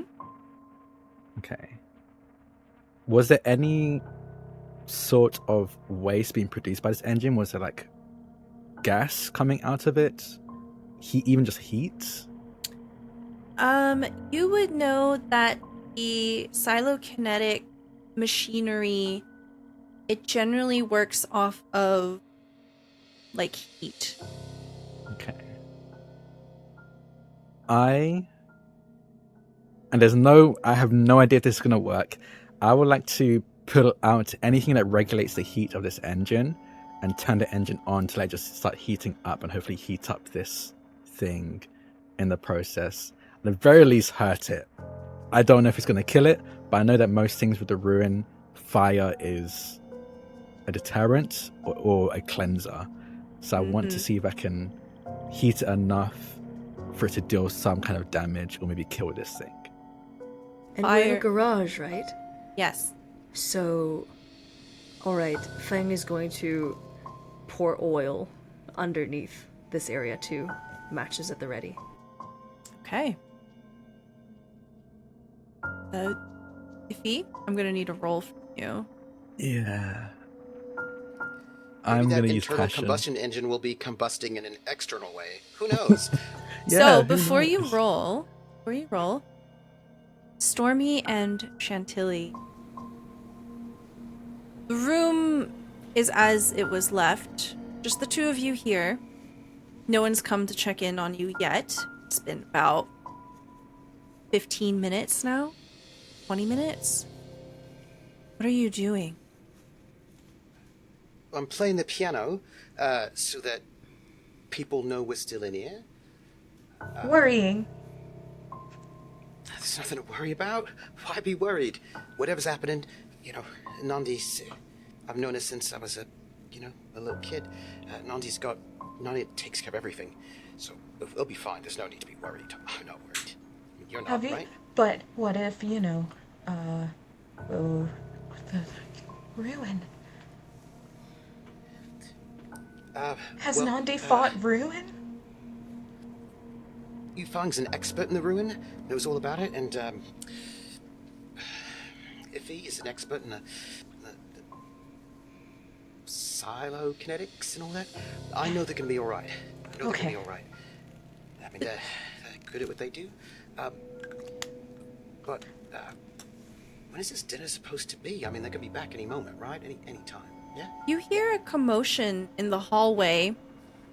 You hear first the sound of Elvie's voice as she is kind of approaching, heading in the direction of the front door. Well, maybe it's time. We can enter What's she saying? Yeah, she says, we can enter the garage from outside. The door's not working. I'm going to open the door. And I'm going to say, is that Lady Elvie? Oh, hello. It is... and I'm going to sort of not close the door completely, but crack it. My dears, I was hoping I'd run into you both. Please, I was wondering, there's some sort of music hall you want to build. I've got some ideas about something that might be something nobody's ever seen before. You seen what we did over there in the Golden Eclipse? We had a little bit of work with the flies and some mechanicals, but I'm thinking that if you want to do something big, really big, I think what you need is an entire system, like an entire sort of like mechanical fly system. We could probably get sorts of effects that nobody's ever seen, and certainly be good for musical, but you could do drama or opera, all sorts of, and if you do it right,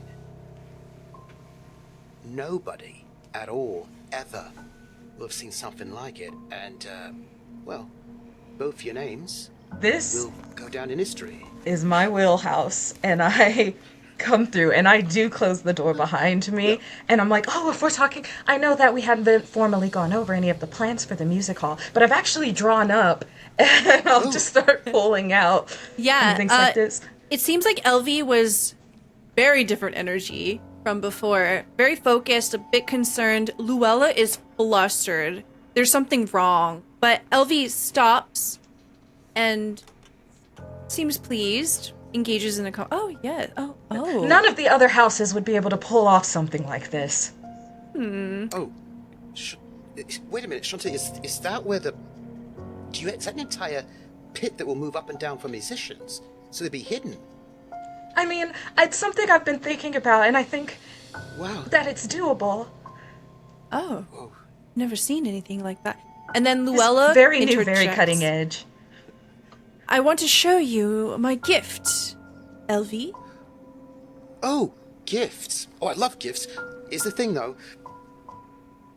I feel like a gift should happen in the right moment for, like, the most impact. And I give, like, Luella a wink, like, trust me, I know how to make an impression. You've got to... It's like the kind of, like, you don't want to give your gift at the wrong moment, then you lose all the romantic thing.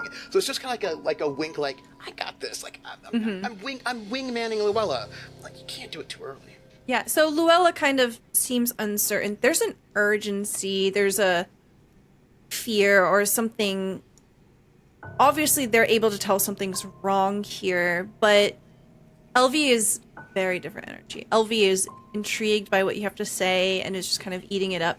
And Luella, there's a power dynamic going on between the two here. You can get the sense that, Elvie's very top energy here. Luella, yeah. But anyway, like, Luella is restraining themselves here. Yeah.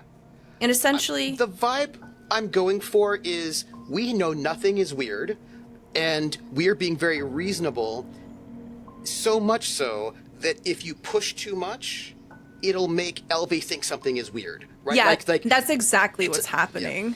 Yeah, like Elvie is like, oh, like leaning into the blueprint, looking at it. Can the backstage move sideways too? Okay, I would like to use... I would like to use my tools and equipment to start editing the blueprint on the spot to accommodate her requests. Okay. And while that's happening, I'm just going to lean back and I'm going to kind of just whisper a couple of things to Luella. Like advice, helpful advice to make the most impact on whatever gift she has. I'm like, if you want to win a rod, here's a little bit of advice. Let me give you some thoughts. And I'm going to just give her kind of like, this is also about, this should happen after dinner. Like, and like in this kind of framing, like just a little bit of like a, if you want to make a, and also I know that she's a bit ambitious, so it's sort of framed a bit romantic, but also in terms of impressive. Like, do you want to seem like the impressive person? And it's all about after dinner, so not whatever, we're not wherever my friends are, just kind of getting like this, like, Yeah, Luella leans into this, and even kind of like subtly, you see Luella like stepping away from Chantilly and Elvie to like listen to more of what you have to say, and also so Elvie doesn't hear what you're saying. Yeah. So they are effectively distracted. Meanwhile, I want to say that I'm doing this in earnest. Like, Chantilly's actually fully has completely forgotten everything, is fully involved now in designing. back in the I garage. just want to say for the record, It's amazing and it's phenomenal, and no one will say anything like it. Really, if she's smart, she'll really go for this. That's all I'm saying. As a performer, just saying it. Back in the garage, you hear a as the skin rips and you see a snake-like head pushing out of the shell. It's beginning to deflate. You see liquid beginning to pour out of this rip. And Yufeng is putting oil and gas here. Iffy. Frantically this trying to roll. rewire. So I saw the sizzling on the wrench from Iffy earlier. Yeah. Usually this polyresin can withstand up to about 800 degrees Fahrenheit. And is there a torch in the garage? Yes.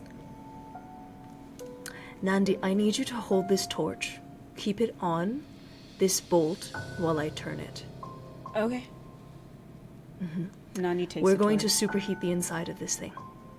Whatever you say, as long as I do not have to stare at this thing for a minute longer. All right. And so I take a wrench and I start to unscrew the bolt. Okay. And by torch, do you mean like a flashlight, or do you mean like stick with fire? Like a butane torch. Like a torch, Okay, like a okay, welding. okay. Yes. Yeah, yep. That's Nandi has that in their hand. Okay. Iffy, what do you want to do here? Yeah, I'm rewiring. I'm removing any kind of temperature control the engine that brought this thing in has, and turning the engine on and trying to help heat this thing up.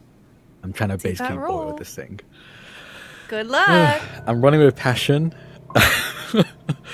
As Nandi's holding the torch, she literally just looks around and goes, "Hey, I did say I'd set the place on fire, so." Oh, actually, I'm not going to roll with passion. I'm going to use my portfolio, tools and equipment. I have 2 in that, so now, and I used 1, so I went down to 1. I'm going to use my last one. Okay. You see, they kind of take a deep inhale and then exhale as they focus in on the machine itself. That's what they're good at. They're not good at living things, but they're good at these things. So they kind of block everything out, even their friends around them, as they focus in on dismantling and repurposing this engine to become essentially a stovetop.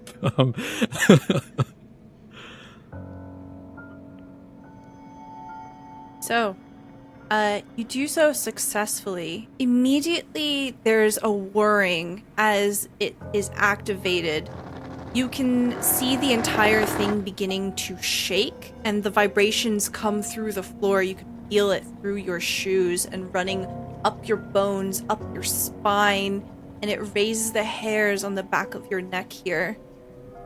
It smells heavily of gas here.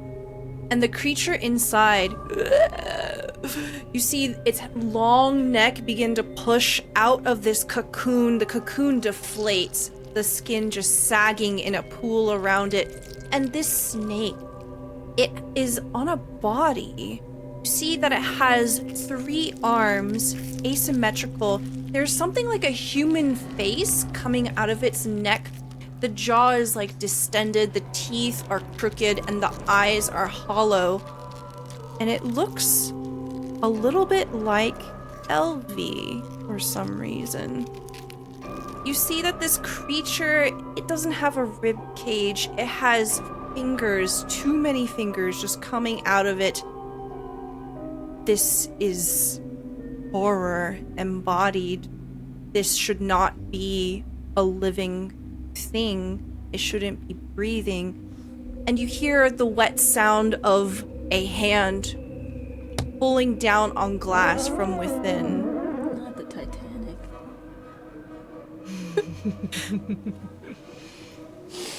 The squeak of the long drag. Less romance, a lot more horror. Yeah. I mean, it could be romantic. Yeah, that's what Will is telling LV, but Yeah. I mean, So, Yeah. it gets hot in here. It's already starting to get hot. There are no open windows. What do you do? Is the bolt loose? Yes.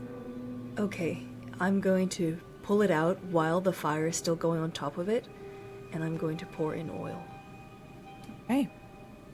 You see oil leaking into the display case here. It's pooling around the bottom of this creature, and it moves in a way where the limbs don't seem to have an understanding of how they work. It's disjointed, and it's kind of throwing itself against the glass, trying to stand up, trying to figure out how its body works.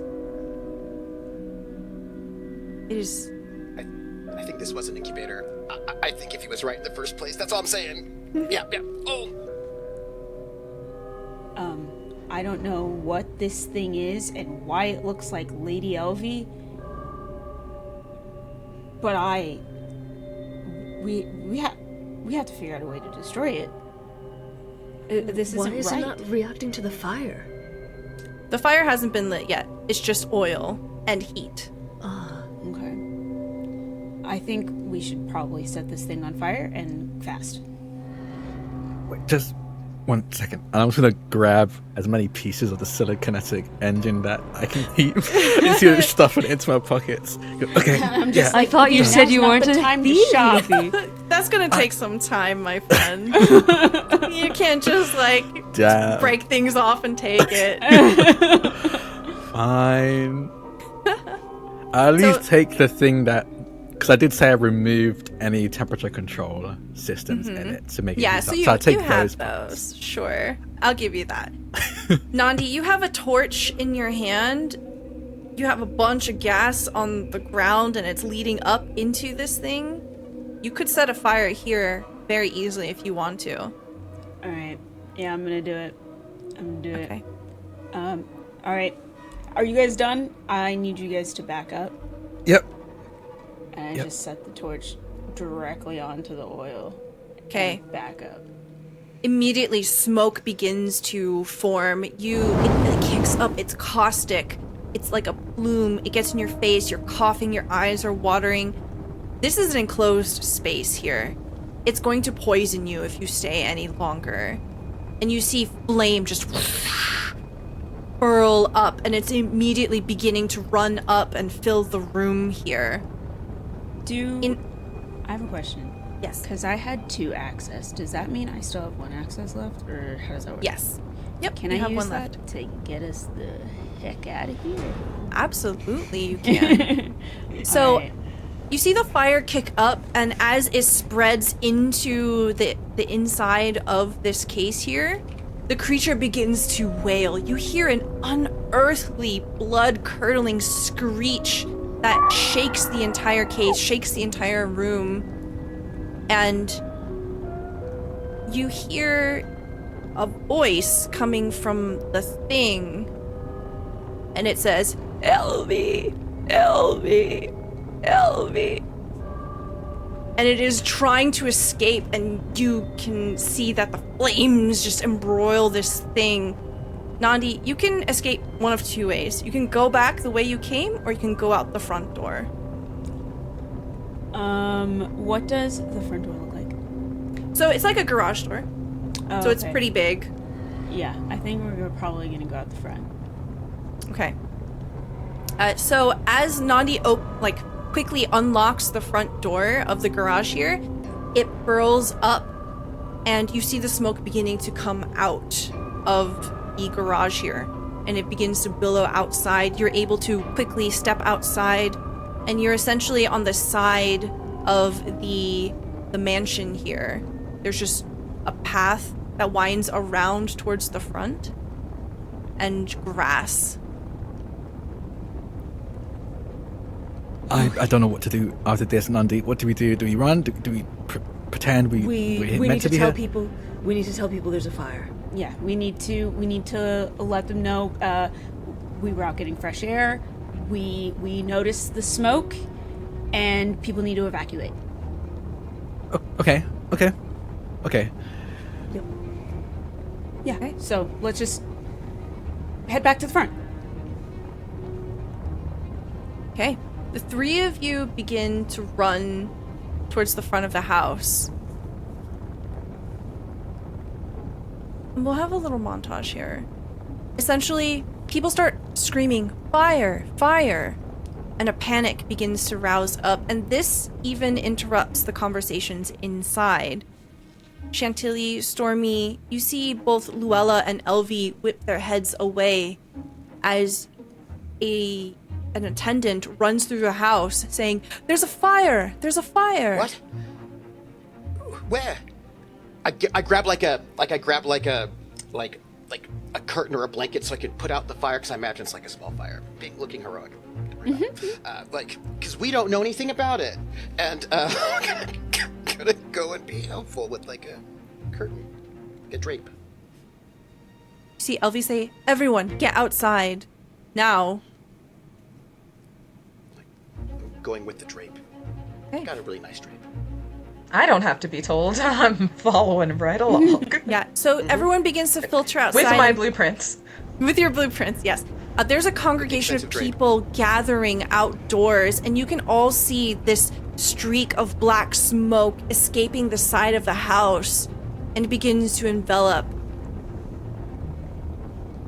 I don't think the drape will put that out. As I'm holding this drape. Oh dear. That's the garage. Do we have a ventilation system? What do we have that could? Did we build anything? Somebody call the fire brigade? You see someone beginning to run down the street to go get help. And you see a few familiar faces in the crowd. Essentially, people have fled from the building, and there's just a crowd of people outside. Among them are Yufeng, Iffy, and Nandi. I'm going to grab a bucket and like fill it in the well or whatever it is. I want to look like we're being helpful. I'm making what's the word? An alibi. That's what I'm doing. Okay. As you go to help, there's suddenly a very loud hissing sound coming from the garage. And What's that? all of you are safe. You're far away enough. But all of a sudden, the garage explodes. And you see that the house has caught on fire. The rest of it. Elvie drops to her knees in the grass, stunned. And you see all the blood drain from Luella's face. There's silence as everyone watches the mansion burn.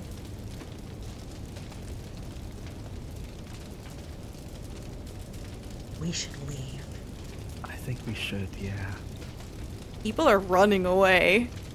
Yeah, I think it's best if we also look like we're in distress. So that seems like a good idea. I am in distress. Not much of my work. I know. I grab Lady Elvie's hand to make sure she also gets out safely. Right, gonna help. Let's go. Come on, let's go. As you go to grab her hand, Luella intervenes and tries to stop you and says, You too. "Oh, okay." go. Luella is like, "Oh, all right, me too." Right, so we'll montage here a little bit. Yeah, but I just want to keep my eyes on both of them. I don't want anybody stabbed unless it's by Nandi. You know what I mean? I had you- that urge. You could if you want. I mean, so essentially, we'll do a little montage here where we see the fall of this specific house of Dara. And more or less, Luella and Elvie are shocked. They're unable to really process what's going on. This is a pretty drastic loss for both of them. This shouldn't have happened. The materials we used would not have flamed in this way. And then Nandi just kind of whispers under their breath to Iffy and Yufeng, well, the materials that we used definitely were able to inflame that way. I mean, in a world where everything is built out of wood, things like this are bound to happen, right? I know my materials. Something else must have been in that garage for such a flame to happen as this. Elvie shakes her head. Thank you for making sure we got out of there.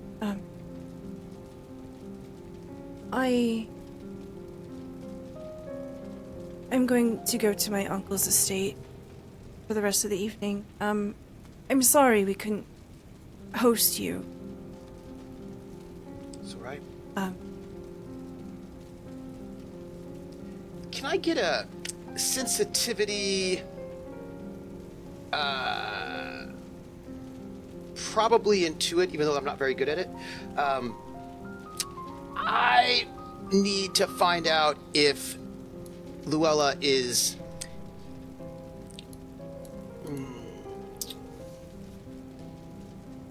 has bad intentions towards Lady Elvie. This is how I want to frame it, because I don't like that explosion thing. Don't know what happened, but just because I, a little worried about that, and I'm gonna put my passion in it because Yeah. If there's I don't want anybody stabbed if it's not by Nandi when they leave our company. So I just want to make sure, or bad things happening to them. That's all. So what Just, personality and what skill? Sensitivity. Sensitivity to sort of read them, but I'll say intuit because I don't have any dice in intuit, but intuit to sort of get a kind of a deeper sense of them. Yeah, sounds good to I me. think this was okay. I want to make sure this is a passion roll. Okay, because I just would hate it if they leave and then somebody ends up body snatched or dead. That's all. Yeah. One success to one brill to Bloom. Okay. So it's really hard to read Elvie here. She is out of sorts and in great distress. Yeah.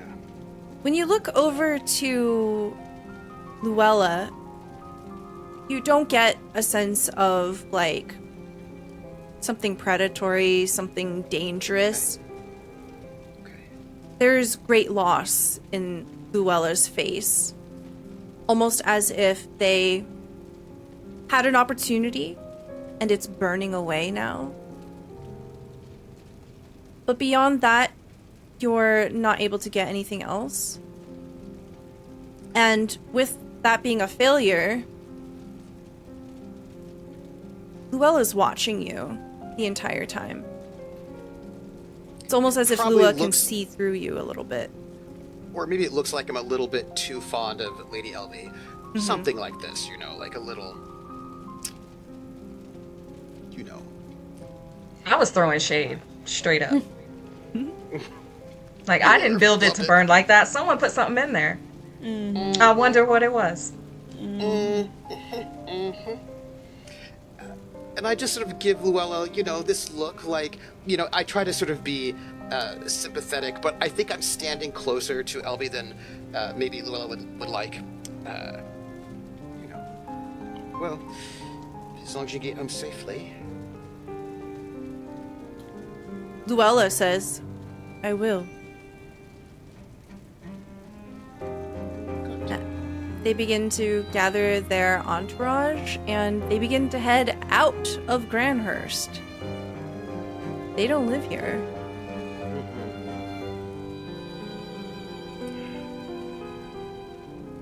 You'll be all right, Lady Elvie? I'll be fine. I have family around. I think out of character for Nandi up until this point, she kind of reaches out to Lady Elvie, and basically just goes, if you ever need anything, my strength, or maybe help with any rebuilding, feel free to reach out. Yes, I will. Please excuse me. And she will try to leave, essentially. Yufeng, you want to walk around? We'll meet you back at the Golden Eclipse, yeah? Yeah, that sounds good. Okay. Yufeng, is there anything that you want to say or do in particular? Are the two ladies walking together, or what's going on? No, so you see Luella and LV essentially go in separate directions. Ah, okay. I would like to talk to Luella. Ooh, okay. So you see them going in separate directions, and LV begins to head to another house of Dara, somewhere here in the city. And you catch Luella as they're beginning to gather people together to leave Grandhurst. Mm-hmm. Luella is furious, is upset.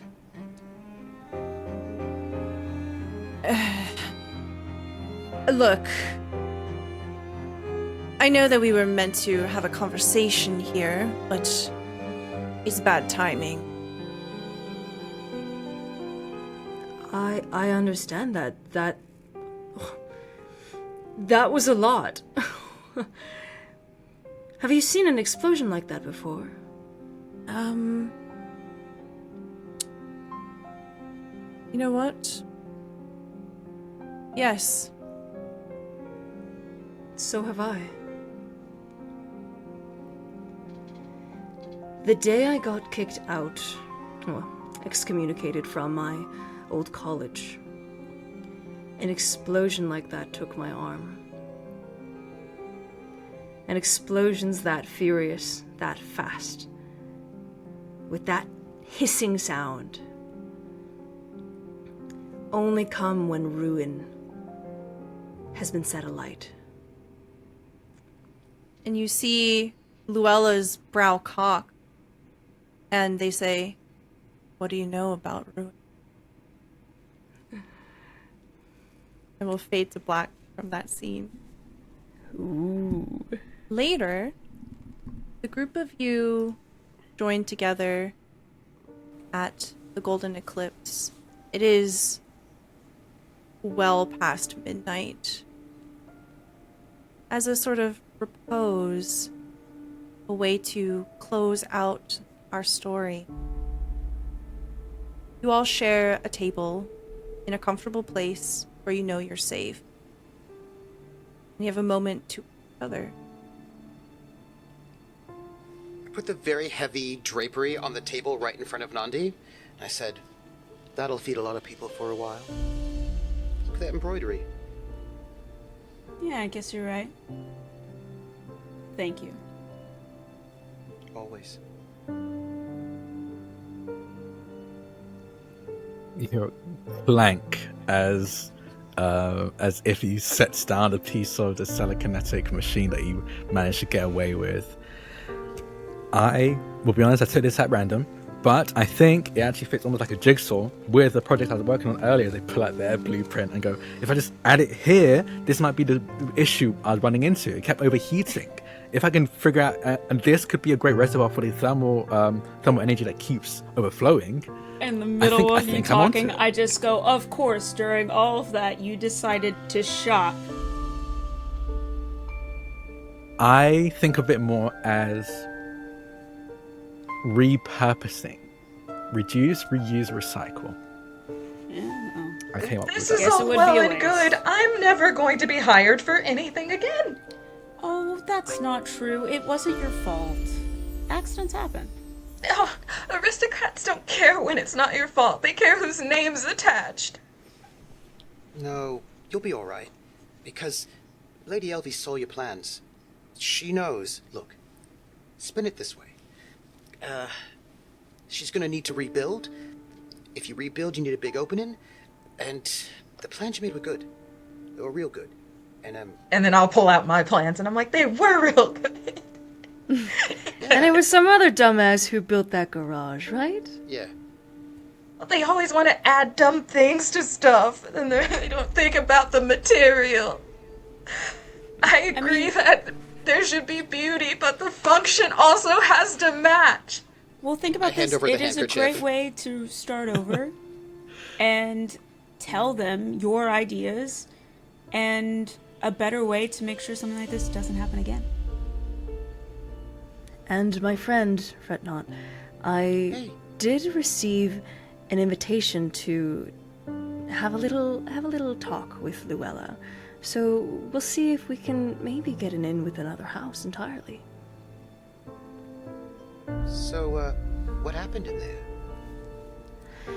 We had a little bit of a conversation about the past, and she seemed quite interested in what I had to say about Ruin. And I think she felt a bit afraid as to just how much I did know about what happened.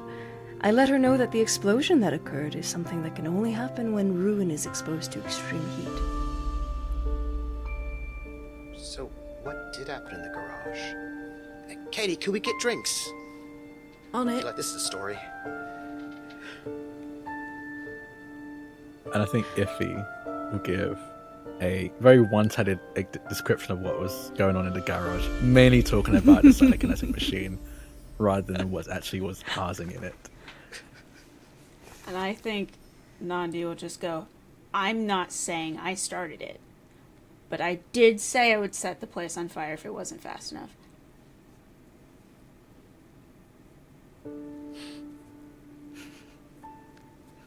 We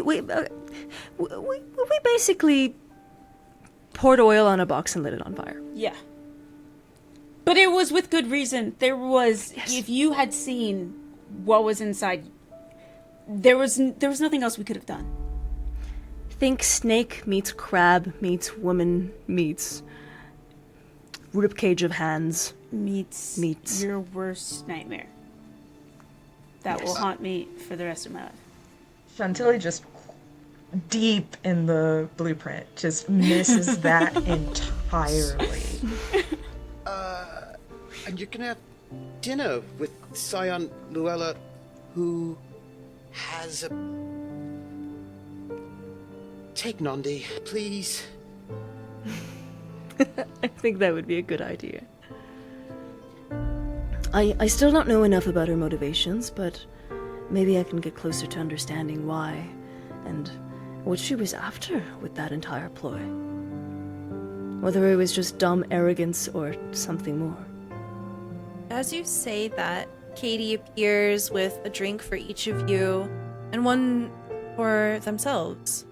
And raises the glass and says, "To your health.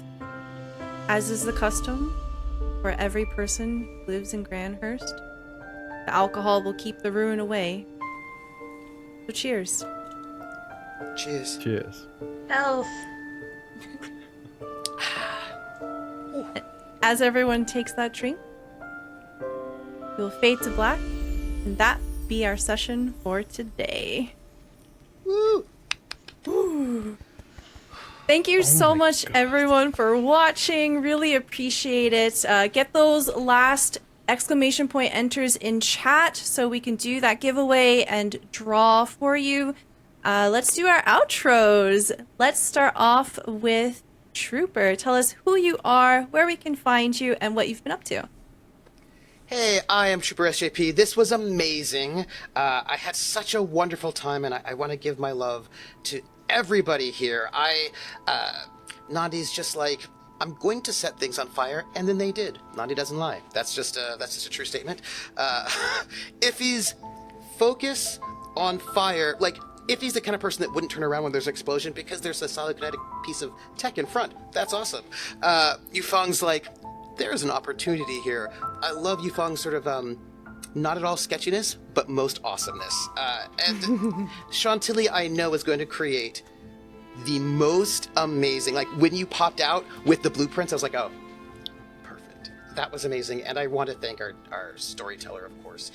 You were lovely, and you kept me guessing the entire time. Your descriptions are so wonderful. So thank you. And you can find me on my Twitch channel, Trooper SJP, Friday nights, 7 p.m. Eastern. I'm doing some kind of RPG. So thank you so much. Thank you so much. We'll hop on over to Faria. I also forgot. Tell me what your favorite part was. Oh, Trooper, what was your... Oh, I guess that was your favorite part. You did. Yeah. Oh, I just gave everybody love all the time because Yeah. you're all amazing. That's why. Hi, I'm Fariha. You can find me at Fariha on Twitch and on YouTube, and Ask Fariha on Instagram and Twitter. And oh my gosh, that was amazing. That was the layers. I love that each and every one of our characters was just like they just had their little hyperfixation, the little autistic hyperfixation, especially Eefy with the psychokinetics. It gives Entrapta vibes. I love it so much. And I loved Stormy's people skills, the incredible tie-ins to all their friends. It was wonderful and warms my heart. Chantilly and their very anxious, bubbly energy is so endearing. And it's just like the little doting architect is... Oh, I love it. And Nandi with the, again, just like that cool nonchalance and just the, I'm gonna set shit ablaze. Amazing. And also our storyteller, Stella. Thank you for a stellar job leading us through this entire arc and through, oh my gosh, all the chaos, all the subterfuge and all the love and the social games. Incredible job. Thank you. Hop on over to Drac. Hi, I'm Drac. You can find me on socials at Draconics. That's DRAKONIQES. God, I loved everything today. Everyone was incredible. Celio's description of that creature was horrifying. I think I caught myself because I was like so focused in. I caught myself constantly with my mouth open. I'm like, Drac, close your mouth. Stop doing that. Don't do that on the internet, not for free. But it's absolutely incredible. Mandy, I love Nandi so much. Nandi's the type of person Drac could have a crush on, but would never talk to them because I will probably just cry on the spot. I'll be honest. They're intimidating as hell. And you played it so incredibly. I absolutely love them. And it's awesome because the last time I played with you, or last time I saw you play, was as Ixia. So different. It's so much fun getting to see you play a different character, different vibe. They've got range. Trooper, you know I adore you. I adore playing with you. I'm so happy we got to play again together. It's been way too long since we last played. I love Stormy so much. I love how Stormy's my favorite kind of character where they're so good with their words. Like they know how to play people in a way that is just so deeply fascinating, but even better is that they don't play them for themselves. They kind of play the people for their friends around them, which I really enjoy. I love that kind of characteristic. Like a socialite Robin Hood. Yeah, exactly. Yes, it's like, because Nandi and I were a team. Nandi's like, I will steal this stuff. And I was like, I will also steal their hearts and then also give them to you. Like, we can just, we're going to help all the people. It's so good. Fariha, I loved being able to play like nerds with you. You've been like more ruin and biological, me being more tech. And again, I also love, I loved how you and Nandi actually play off of each other so well, because it's even though it's like obviously nerd and jock, it seems to be way more the same level. You seem to be just as badass as each other, which is so funny to have my nerd very much not beside the two of you. Shawnee, we're just both jaded. Yeah. Shawnee, I love Chantilly so much. I love how you kept the running gag of Chantilly not understanding at all, like how kind of low-key messed up most of our characters are. Even with the mention of the ruined creature we saw, you're like, nope, Chantilly doesn't even notice it, doesn't even hear you talk about that. I'm in these blueprints. I love it, and it gives me similar vibes to Iffy as well. Like I can see Iffy and Chantilly nerding out over blueprints for different reasons, but I can see them nerding out together over blueprints, such a fun, cute way. But yeah, that's it. Thank you, Studio Hermitage, for this. I love it. Thank you. We'll pop on over to Maddie.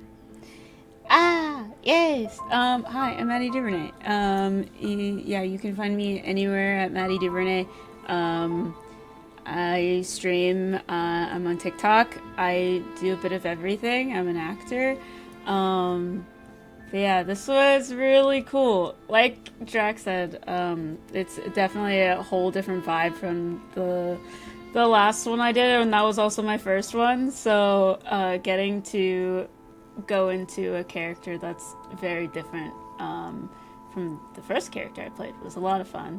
And I also just last time I saw Drac, you were involved, but I didn't get to see you like this. So it's really cool to see you in your element in this way. And I love the personality that you gave Iffy, because it was so like he's so book smart, but not street smart at all. And it was just so funny how basically everything went over your head sometimes. And I loved it so much. And definitely the bubbliness of Chantilly, like it's like warming. It was like a bowl of hot soup amongst all of these mainly jaded characters, I guess. And Yifeng was like, I think the aura that you gave her was immaculate, and I want to see these characters like in a movie. I want to see it like fully fleshed out, like in everything, like on stage or something. I think it's really cool. And then Trooper, you're like, I don't even know how to put into words like how you think of things on the spot too. I couldn't even. My brain is basically non-existent, so I can't even. It was great. And Stella, I loved seeing you do tell the story the way that you did. It was really cool, and I loved how you put it together too, and you made all of like our characters work well together. It was really cool to see. But yeah. Thank you so much. You're so I'm so glad that we get to do something together, because last time we played together, Drac was a producer and I was a player. So I got to run the game for you this time. That was nice. It's so cool. Thank you so much. And then we'll hop on over to Shawnee. I am Shawnee. I have been Chantilly, and you can find me across social media as Showcat Cosplay. And it has been such a joy and privilege to play a game with you all. Like, really and truly, this has been an amazing experience for me. And Stella, the way you hand-fed pieces of that monster, that description, amazing. Like, truly.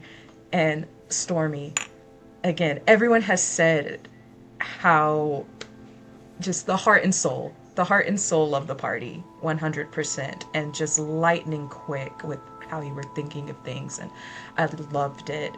And oh my goodness, Iffy is just, when we were at the bar and I was trying to slip Iffy the blueprints, just perfectly done. Loved it so much. Nandi, intimidating in the best ways possible, in the ways that you want somebody to be intimidating for the group. Like, I don't have words, because again, I have had just an insane amount of fun, and Yifeng working the angles. Like, yes. As for you, specifically put the 3/4 profile. Yep. That was exciting. That was so good. That moment, I was like, oh, wow, so cool. I just wish I could be that cool. I was like, oh, so cool. It was like an instant picture. You're like, yep, I see it. Perfect. Yeah. Thank you so much, Shawnee. Really appreciate you, and thank you for playing with me. This is the first time we got to work together. It's exciting. It's so cool. I'm Stella Luna on Twitch, Stella Luna TV on all other social media. I'm a TTRPG producer performer. I do all of this full time. So if you want to see any more of my work, you can hop on over to my Twitch channel, over to my YouTube, and I primarily use my Twitter for communications. And if you want to play in a game, I run tons of games too. So just let me know.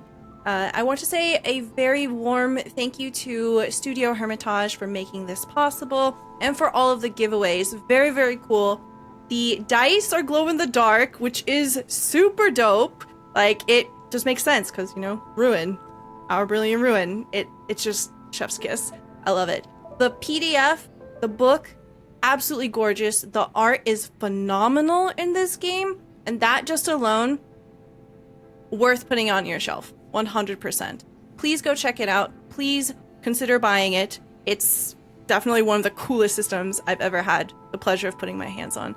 Thank you very much. And thank you so much to my lovely cast members. This would have been nothing without you, and I really appreciate all of the love that went into these characters, into these scenes. You can tell with every single moment that everyone was invested. Even our session 0 that we had, everyone was just ideas. It just came together perfectly. So I want to say thank you so much. I really appreciate it. And it's been an honor to share this table with you. But that's going to be it for us. Thank you so much. Have a wonderful rest of your night. And picks up glass of alcohol, sips it to your health. Good night, everyone. Bye.